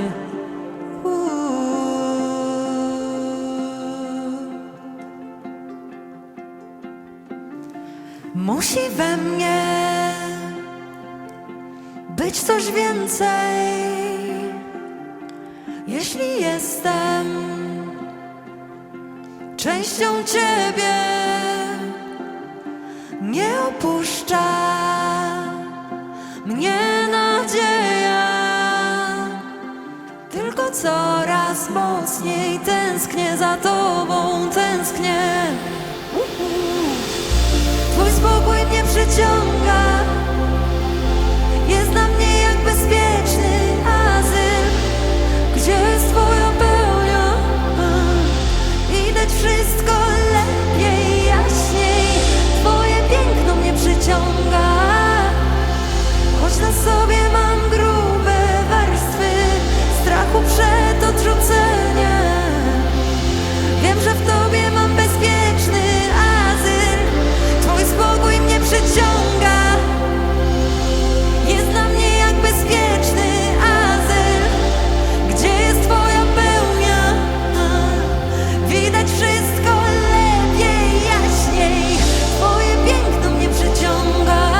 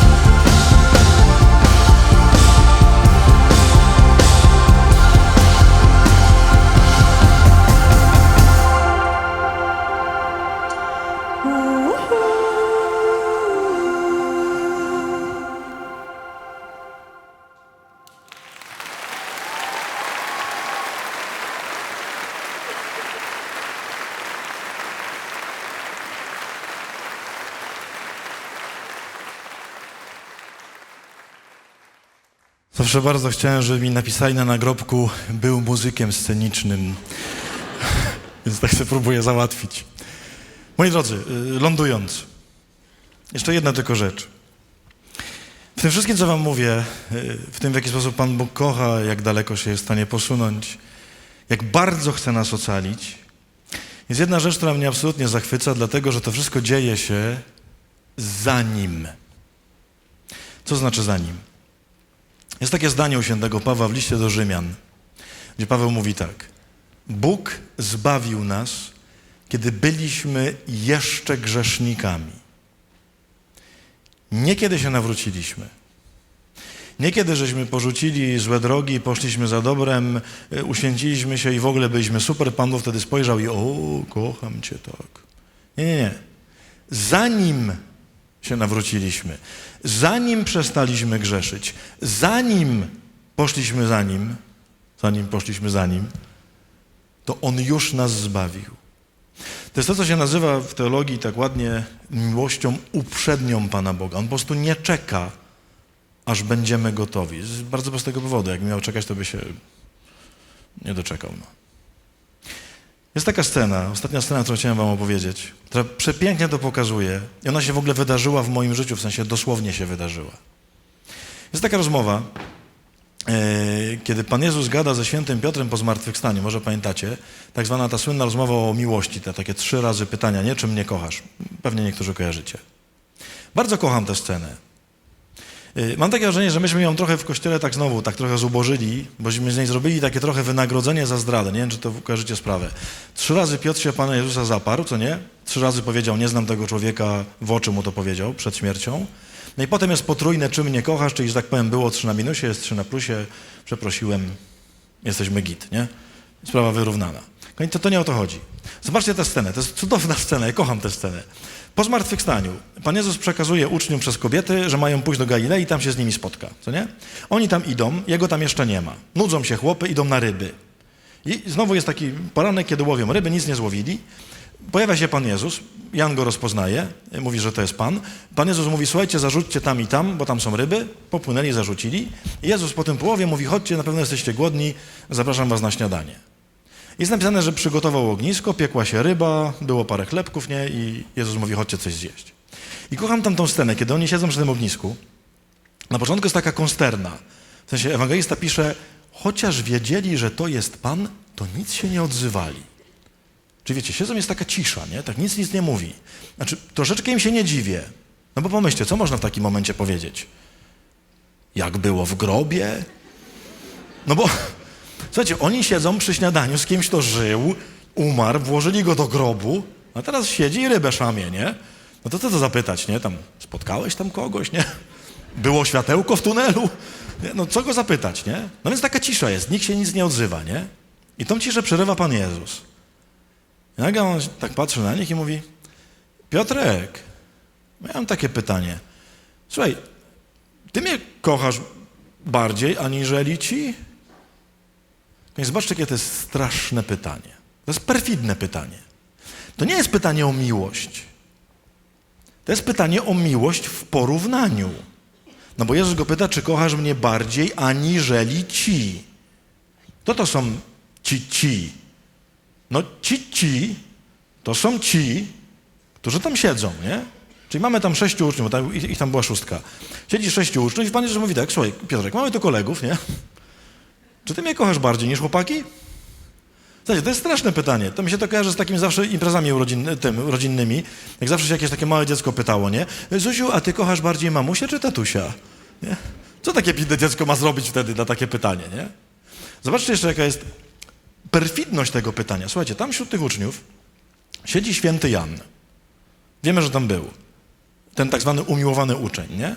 Wiecie, kim był święty Jan? To jest jedyny uczeń, o którym można powiedzieć, że nie zdradził Pana Jezusa.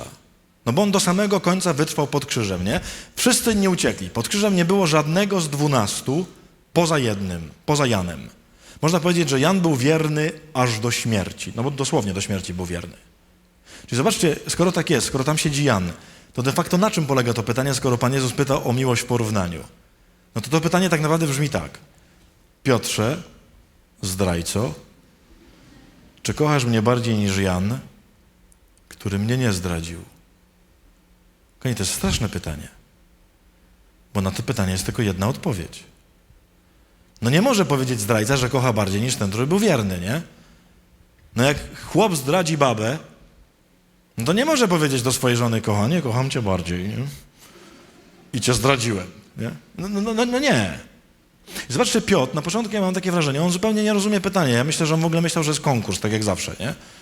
Bo on zawsze miał tak, że chciał być we wszystkim najlepszy, nie? Więc jak słyszy pytanie, czy mnie kochasz bardziej niż ci, to mówi, tak, kocham cię. Słuchajcie, czemu go Pan Jezus pyta 3 razy? No nie dlatego, że tam 3 razy go zdradził, nie. On go pyta po prostu, aż on w końcu zrozumiał, o co go pyta. Za 3. razem, kiedy go zapytał, Ewangelia komentuje to tak. Zasmucił się Piotr, że po raz 3 go zapytał. Co to znaczy? No, dotarło. Ewentualnie, nie wiem, bo tam siedział święty Jan, nie? Więc może Jan tam z boku siedział i... Really? Czekaj, bo nie pamiętam. A byłeś pod krzyżem? Bo nie zauważyłem cię. Bo ja byłem, nie?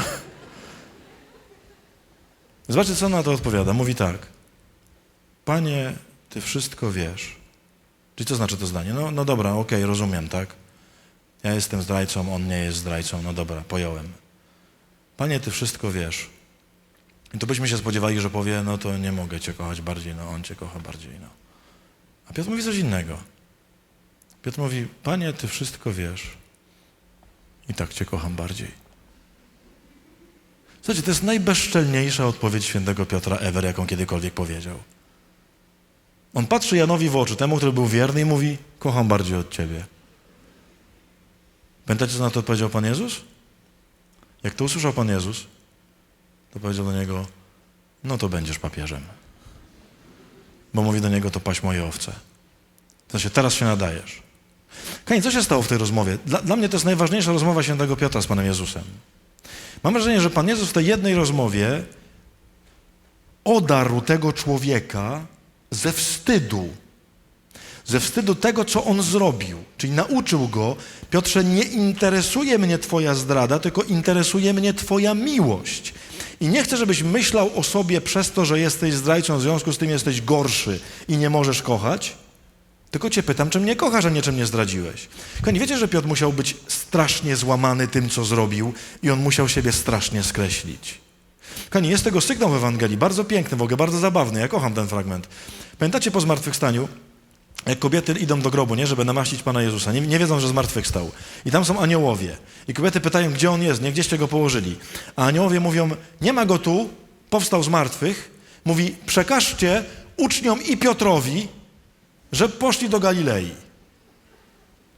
Słuchajcie, czemu jest zdanie uczniom i Piotrowi? Co to, Piotr nie jest uczniem?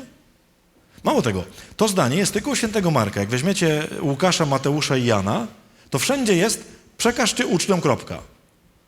Tylko u Marka jest przekażcie uczniom i Piotrowi. Ja nie wiem, czy wiecie, Ewangelia świętego Marka, bo Marek był uczniem świętego Piotra. Tradycyjnie się przyjmuje, to jest najstarsza Ewangelia, że Ewangelia Markowa to jest spisane nauczanie świętego Piotra. W sensie święty Piotr opowiadał o Panu Jezusie i Marek spisał to, co Piotr mówił, nie? Uwaga, czyli to pochodzi od świętego Piotra. Czyli Piotr pamiętał, co powiedziały kobiety, kiedy przyszły do wieczornika. Pomyślcie, jaki jest genialny Pan Bóg. Aniołowie mówią tak dlatego, że wiedzą, że jak kobiety pójdą do wieczornika, nie, tam siedzą apostołowie i powiedzą, słuchajcie, on żyje. Naprawdę się spełniło to, co on powiedział, że on po 3 dniach on naprawdę żyje. I kazał wam wszystkim pójść do Galilei, tam się z wami spotka. No to aniołowie wiedzieli, że na taką wiadomość wszyscy uczniowie się po prostu zbiorą, polecą do Galilei, a Piotrek zostanie. Bo on będzie przekonany, że on w związku z tym pewnie, że zdradził, no to Pan Jezus go na pewno nie chce, nie? I wtedy pewnie Maria Magdalena, cała uśmiechnięta, mówiła, Panie Piotrze, do Pana też to była wiadomość. No tak, no bo czemu aniołowie mówią, przekażcie uczniom i Piotrowi? Tak jakby doskonale wiedzieli, że on się nie poczytał adresatem tej wiadomości i że trzeba mu osobno przekazać, że Jezus go chce. Kochani, Jezus go w tej rozmowie uczy, przestań patrzeć na siebie przez swoją zdradę, bo twoja zdrada ci będzie mówić, tak, jestem gorszy od Niego, czyli nie mogę kochać. A Jezus mówi, mam to w pompie, pytam, czy mnie kochasz, a nie czy mnie zdradziłeś. Kochani, czy wy zauważyliście, że w tej rozmowie Wszystko się zmieni w świętym Piotrze. Czy widzieliście tego gościa po tej rozmowie i przed tą rozmową? To jest ostatni rozdział świętego Jana, nie? Dalej jest tylko Pan Jezus do nieba pójdzie, jest zesłanie Ducha Świętego i mamy całe dzieje apostolskie. Chłop po tym wydarzeniu w dziejach apostolskich, w sensie święty Piotr, to jest inny człowiek. Ten gość za momencik, jak będzie pierwsza z nim scena po tej rozmowie, wyjdzie z wieczornika, stanie, to jakiś facet pisał, widać, w sensie no Łukasz, a to widać, że to jest męskie zdanie. Ja to kocham to zdanie. On napisał tak, z wieczornika. Wyszedł Piotr i stanął z 11. Czujecie? Batman, Spider-Man, Iron Man, sami bohaterowie, nie? Oni po prostu wychodzą, taki szwadron 11, stanął z 11, przed nim stoi 3000 Żydów, nie? Tak jest napisane w dziejach. I Piotr, tak, staje przed nimi i mówi tak. Jerozolimo i cała kraino judejska. Zawsze mi to włączą tutaj, nie? To jest tak, jak ja bym tu wylazł przed tą, nie? Teatr Szekspirowski u was w Gdańsku, gdzie bym stanął. Trójmiasto i całe Pomorze. Policzymy się po. Słuchajcie, on tam po prostu mówi do całego kraju, on ma takie przekonanie. I on co do nich mówi? Do tych 3000 Żydów mówi tak. Rękami bezbożnych Chrystusa, który był Synem Bożym, przybiliście do krzyża i zabiliście. Co on właśnie powiedział? On właśnie powiedział tym Żydom, możecie mnie zabić. On właśnie powiedział, że jakiś człowiek jest Synem Bożym. Kochani, dla każdego Żyda to jest po prostu największe bluźnierstwo, jakie można powiedzieć, że jakiś człowiek jest Bogiem. Każdy Żyd według prawa mojżeszowego miał prawo wziąć kamień i ukamienować Piotr. Zobaczcie, chłop, który się wystraszył wcześniej jednej odźwiernej. Baba furtkę otwierała, nie? I zapytała go, ty jesteś chyba jednym z jego uczniów. Nie znam człowieka, w ogóle, ja go nigdy nie widziałem w ogóle, nie? Wystraszył się, jednej kobiety się wystraszył. A teraz wychodzi po tej rozmowie przed 3000 Żydów i mówi, bij tam mnie! Słuchajcie, on się niczego nie boi po tej rozmowie.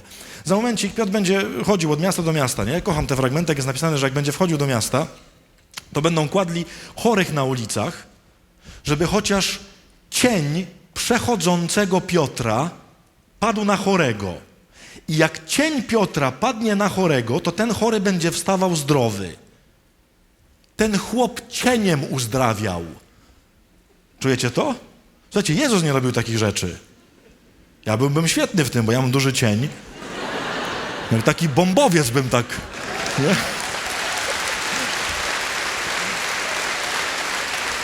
Słuchajcie, ten gość, który wcześniej był chodzącą pychą, pamiętacie, jak on był pyszny?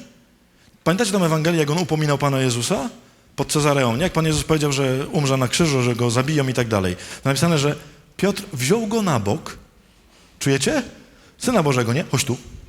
Chodź tu. To na ciebie nigdy nie przyjdzie. Ja wiem, ja ci mówię. Nie? Ja się znam lepiej od ciebie na misji zbawienia, nie? Pamiętacie, że Pan Jezus tak się wkurzył, że go tam nazwał szatanem, nie? Mówi, zejdź mi z oczu, szatanie, w ogóle, bo takie gadasz głupoty. Ten gość, który był tak pyszny, że samego Boga upominał, jak będzie umierał, pamiętacie, jak umarł święty Piotr? Piotra ukrzyżują, tak jak Pana Jezusa. Kiedy będą go krzyżowali, to Piotr poprosi, chłopy, ukrzyżujcie mnie do góry nogami, bo ja nie jestem godzien umierać tak jak on. Gość, który był chodzącą pychą, zejdzie do czegoś takiego, do takiej pokory. Słuchajcie, jedna rozmowa, ta rozmowa wszystko w tym człowieku zmieniła. Jezus mu zabrał wreszcie to skoncentrowanie na sobie, na swoim grzechu, na swojej beznadziei, na tym, że on musi być najlepszy, musi się pokazać i tak dalej. Kochani, a co najciekawsze, i tym już naprawdę lądujemy, to się wszystko stało za nim. To znaczy Jezus mu to pokazał, zanim z nim porozmawiał. Jest taki szczegół, bardzo go kocham, ten szczegół. Tuż przed tą rozmową, jak jest to śniadanie, jak jest ta taka krępująca cisza, to Jezus w pewnym momencie mówi, słuchajcie, przynieście jeszcze, i wysyła świętego Piotra, mówi, przynieście jeszcze ryb, które żeście złowili. Czyli po prostu było mało widoczne, nie? Na tym śniadaniu. I Piotr poszedł, wyciągnął te ryby na brzeg i policzył, i Ewangelia mówi, a ryb było 153. Dziwna liczba w ogóle. Dlaczego mówię dziwna? Kochani, bo żeby wiedzieć, że ryb było 153, to się domaga dosyć dokładnego, długiego liczenia. No bo gdyby było ryb, nie wiem, 5-6, no to wystarczy spojrzeć, tak? I mówię, no okej, mamy 6 rybek. Ale jeżeli ryb było tyle, że wyszło 153, to słuchajcie, to musiała być taka góra ryb, nie? No wy się to kurde znacie chyba nad morzem, nie? Musiała być taka hałda ryb. No to nie da się, kochani, patrząc na taką górkę ryb, spojrzeć i powiedzieć, tu jest 153. No nie, no musiał usiąść i Raz, 2, 3, 4, 5, 6, 7, 8, 9, 10, 11, 12, no nie będę wam liczył do 153, nie? A zobaczcie, taką liczbę, żeby wiedzieć, że ona jest taka, to musiał to bardzo konkretnie policzyć, nie? Nie da się tego na oko zobaczyć. Kochani, Kościół się od zawsze zastanawiał, że skoro została podana taka liczba i to bardzo konkretna i taka duża, no to po co? Znaczy, to musi coś znaczyć, że się pojawia nagle liczba 153 ryby. I słuchajcie, od początku chrześcijaństwa po prostu już było kilkadziesiąt interpretacji, takich symbolicznych oczywiście, nie? Które tłumaczą tak duchowo, co to znaczy. Powiem wam może tylko dwie, żebyście mieli jakieś takie pojęcie. Jedną z pierwszych była interpretacja świętego Hieronima. To jest gość, który przetłumaczył po raz pierwszy Pismo Święte na łacinę. I w interpretacji Hieronima on mówi, że dlaczego było ryb 153? No mówi dlatego, że w czasach Pana Jezusa znano 153 gatunki ryb. I to ma być taki symbol, że złowili wszystkie ryby po prostu. Czyli to jest bardzo piękny symbol, że jakby Kościół zostaje wysłany, ma łowić ludzi, nie, aż złowi po prostu wszystkich ludzi. Uważam, że w ogóle bardzo piękny symbol, nie? Inna interpretacja, dosyć ważna taka dla dominikanów, bo taka mistyczna, związana z dominikanami, jest taka, że to jest pewna mistyczna zapowiedź czegoś, co wymyślili dominikanie. Co wymyślili dominikanie? Czego jest 153? Tego, co wam tu macham. Zdrowa się jak w różańcu. Jest 153. Mamy 3 tajemnice, w każdej jest po 50 i na początku są takie też jeszcze 3, nie? Czyli 153. No ale potem przyszedł Jan Paweł II, dołożył 4. tajemnicę i wszystko poszło się rypać, nie? No, kilkaset lat interpretacji po prostu do kosza. Bo już nie jest 153, tylko jest 203 teraz, nie? Bo mamy 4 części plus te 3 na początku. Kochani, takich interpretacji jest bardzo dużo. Wszystkie są naprawdę strasznie piękne, naprawdę budujące i tak dalej. Uwierzcie mi w jedno. Żadna z nich nie jest prawdziwa. Prawdziwą interpretację tej liczby powiem wam ja.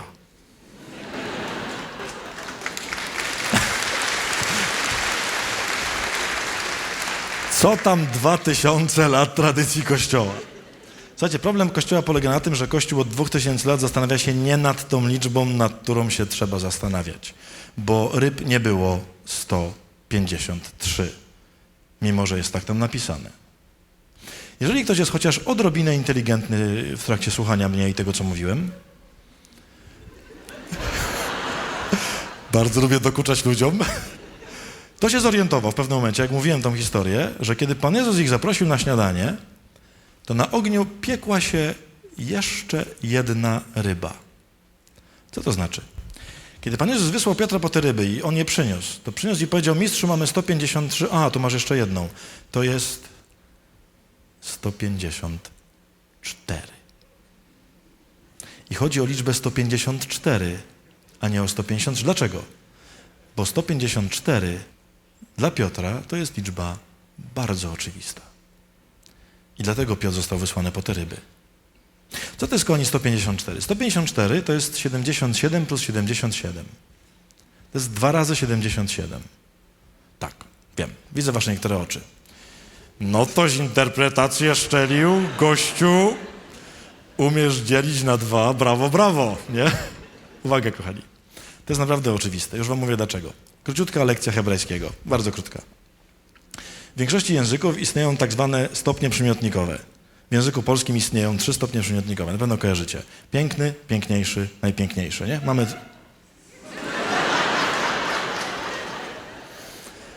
Nie pojmuję, doceniam. Tutaj się nikt nigdy nie śmiał. No, w końcu to Gdańsk. Mamy 3 stopnie przymiotnikowe. Słuchaj, kochani, są języki, są takie kraje, w których się w gramatyce nie stopniuje przymiotników. I są języki, które mają tylko stopień podstawowy. Takim językiem jest język hebrajski. W języku hebrajskim nie występuje stopień wyższy i najwyższy, czyli nie ma słowa piękniejszy i najpiękniejszy. Jest tylko słowo piękny. W związku z tym, kiedy jakiś człowiek w języku hebrajskim chce powiedzieć, że coś jest piękniejsze od drugiego, a nie ma takiego słowa, no to robi bardzo prosty zabieg gramatyczny, czyli po prostu powtarza 2 razy to samo słowo. Drogie panie, kiedyś pojedziecie do Izraela i spotka was jakiś śniady Izraelita, spojrzy na was i powie: Grażyna, ty jesteś piękna, piękna. To nie znaczy, że nie wymyśli drugiego komplementu, tylko w jego języku właśnie ci powiedział, że jesteś najpiękniejsza. Pamiętacie, jak Pan Jezus mówił, na przykład jak mówił jakieś bardzo ważne rzeczy, to często zaczynało się od takiego zdania zaprawdę, zaprawdę powiadam wam, nie? To zaprawdę, zaprawdę, to znaczy, że to jest taka bardziej prawdziwa prawda od normalnej prawdy, nie? Czyli taka bardziejsza prawda, nie? Pamiętacie, jest taka księga w Piśmie Świętym, która się nazywa Pieśń nad pieśniami. Kojarzycie? Ona się dosłownie nazywa po hebrajsku Pieśń pieśni. Tam jest 2 razy powtórzone słowo pieśń, czyli po prostu najfajniejsza piosenka ze wszystkich piosenek, nie? Pamiętacie, jak Pan Bóg wołał swoich takich ulubionych ludzi, nie? Takich, których wybierał do czegoś? To bardzo często w Starym Testamencie jest, że ich wołał Jakubie, Jakubie, Abrahamie, Abrahamie, Samuelu, Samuelu, nie? Czemu 2 razy wołał? To nie polega na tym, że chłop był daleko i nie słyszał, nie? I trzeba było 2 razy zawołać. Nie, tylko kiedy Pan Bóg mówi, nie wiem, Samuelu, Samuelu, to oznacza w języku tamtym, jesteś po prostu najfajniejszym Samuelem ze wszystkich Samuelów, nie? Uwaga, czy można 3 razy? Byliście kiedyś na mszy świętej? Ja byłem parę razy. Przed przeistoczeniem jest taki moment, kiedy śpiewamy Święty, święty, święty Pan Bóg zastępów, nie? To 3 razy, to jest cytat Izajasza. 3 razy to jest właśnie stopień najwyższy, tylko Żydzi mają prostą zasadę, że nie wolno 3 razy używać względem ludzi. Że to jest tylko cecha boska, nie? Czyli się nie podnosi 3 razy, kiedy się mówi o człowieku, nie? Ale uwaga, kochani, dlaczego to mówię?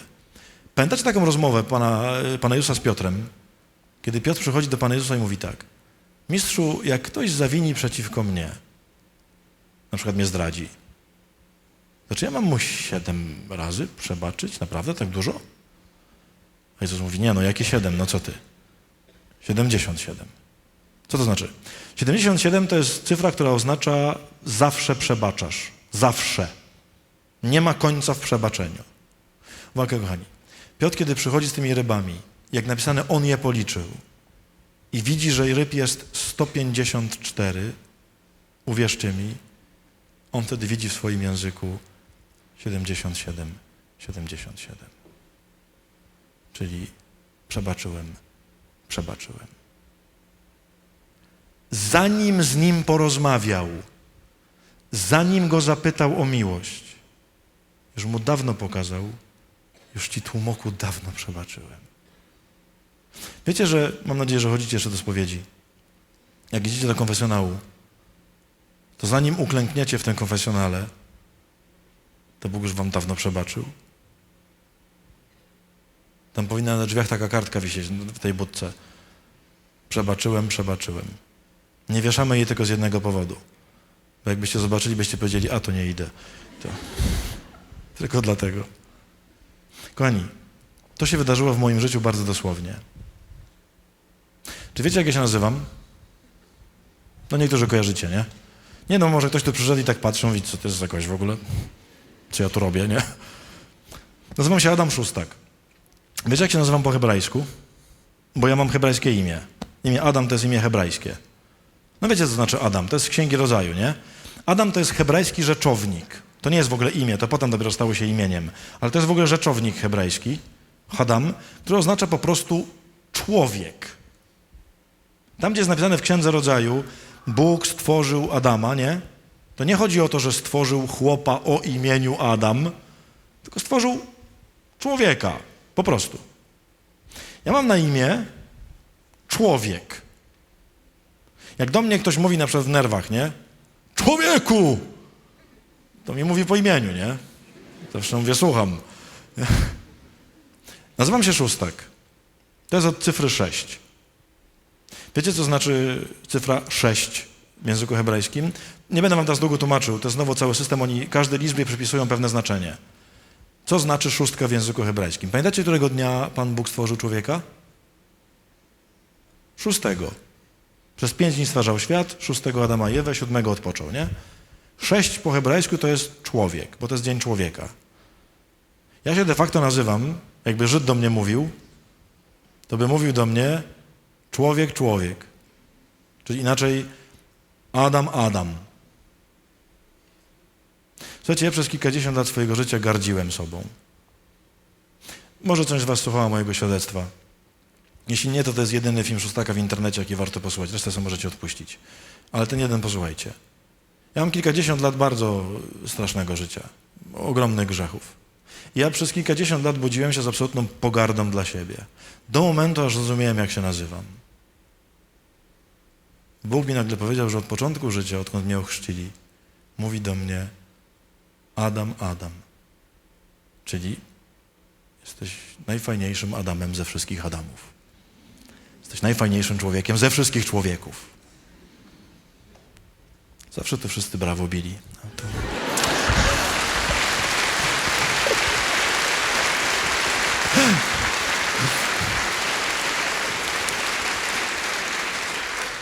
Poza Warszawą, ale oni nie biją byle komu. Kochani, wiecie, co jest w ogóle śmieszne? Że ja tak się nie miałem nazywać. Jak się urodziłem, to moi rodzice chcieli dać mi na imię Maciek. Taki był plan moich rodziców. I moja babcia na szczęście, świętej pamięci, babcia Władzia, już nie żyjąca, babci po prostu love forever. Babcia Władzia, jak usłyszała, że będę Maciek, to powiedziała moim rodzicom: nie dawajcie mu na imię Maciek, bo będzie gruby. I na szczęście mi nie dali, bo byłbym gruby, nie?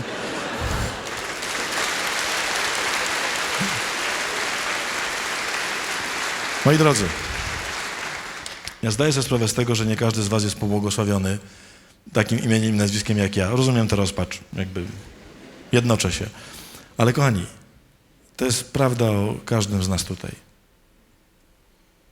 Dla Boga jesteś jedyną istniejącą osobą, dla której On jest w stanie poświęcić wszystko, łącznie z sobą samym i z tym, żeby wziąć na siebie wszystko, co zrobiłeś w życiu, tylko po to, żeby cię uratować. Kochani, na początku tego spotkania, kiedy wyłażę z tej szafy, to jest oczywiście po to, żeby było śmiesznie, to jest jasne, ale to jest też bardzo symboliczne dla mnie. Ja mam takie wrażenie, i dlatego tę szafę tu postawiliśmy, że ja przez kilkadziesiąt lat swojego życia żyłem w szafie. Czyli tak zawstydzony sobą, swoją historią, swoimi grzechami, swoim beznadziejnym mózgiem i tak dalej, że nie chciałem tego nikomu pokazywać, bo tylko wstyd.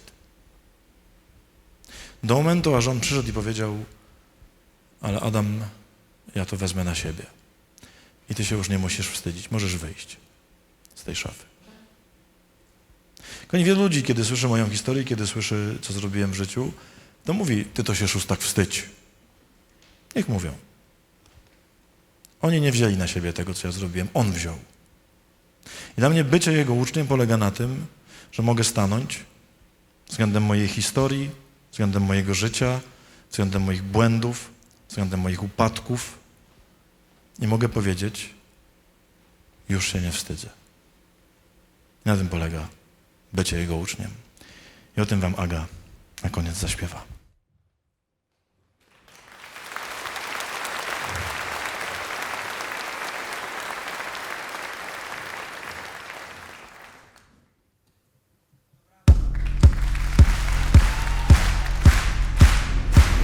Po cichu mówisz mi do ucha, że też wieczorami płaczesz, kiedy nie patrzy nikt, gdy nie patrzy nikt. Sam przecież dobrze wiesz, że tak trudno czasem wyrazić to, co ważne, słowa zmieniają sens. Tak samo jak ty, mami, czuję z tobą, jestem w tym. Już się nie wstydzę emocji, które we mnie są. Już się nie wstydzę bycia sobą, z tobą też. Już się nie wstydzę przyznać, że nie umiem sam. Już się nie wstydzę nie ogarniać, kiedy zgubię się. Już się nie wstydzę. Już się nie wstydzę. A w nocy chodzę, by rozprostować myśli i tak nie śpię. Myślę, o czym myślisz, kiedy nie patrzy nikt, gdy nie patrzy nikt. Lubię ten moment, gdy odwaga mówi, zmienia moją rzeczywistość. Rzeczywiście tak szukam sposobu, by nie zgubić się w tym. Tak samo jak ty, mami, czuję z tobą, jestem w tym. Już się nie wstydzę emocji, które we mnie są. Już się nie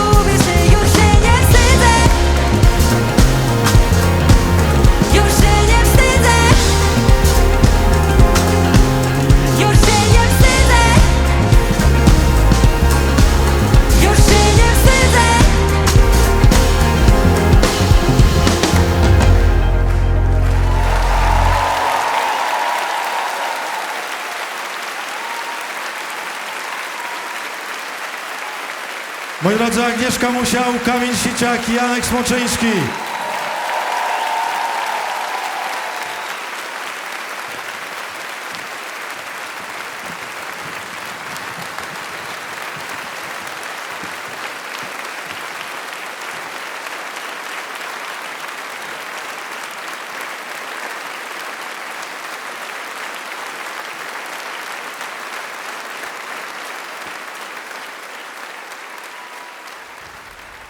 Nasz dobry Ojcze, nasz Tato,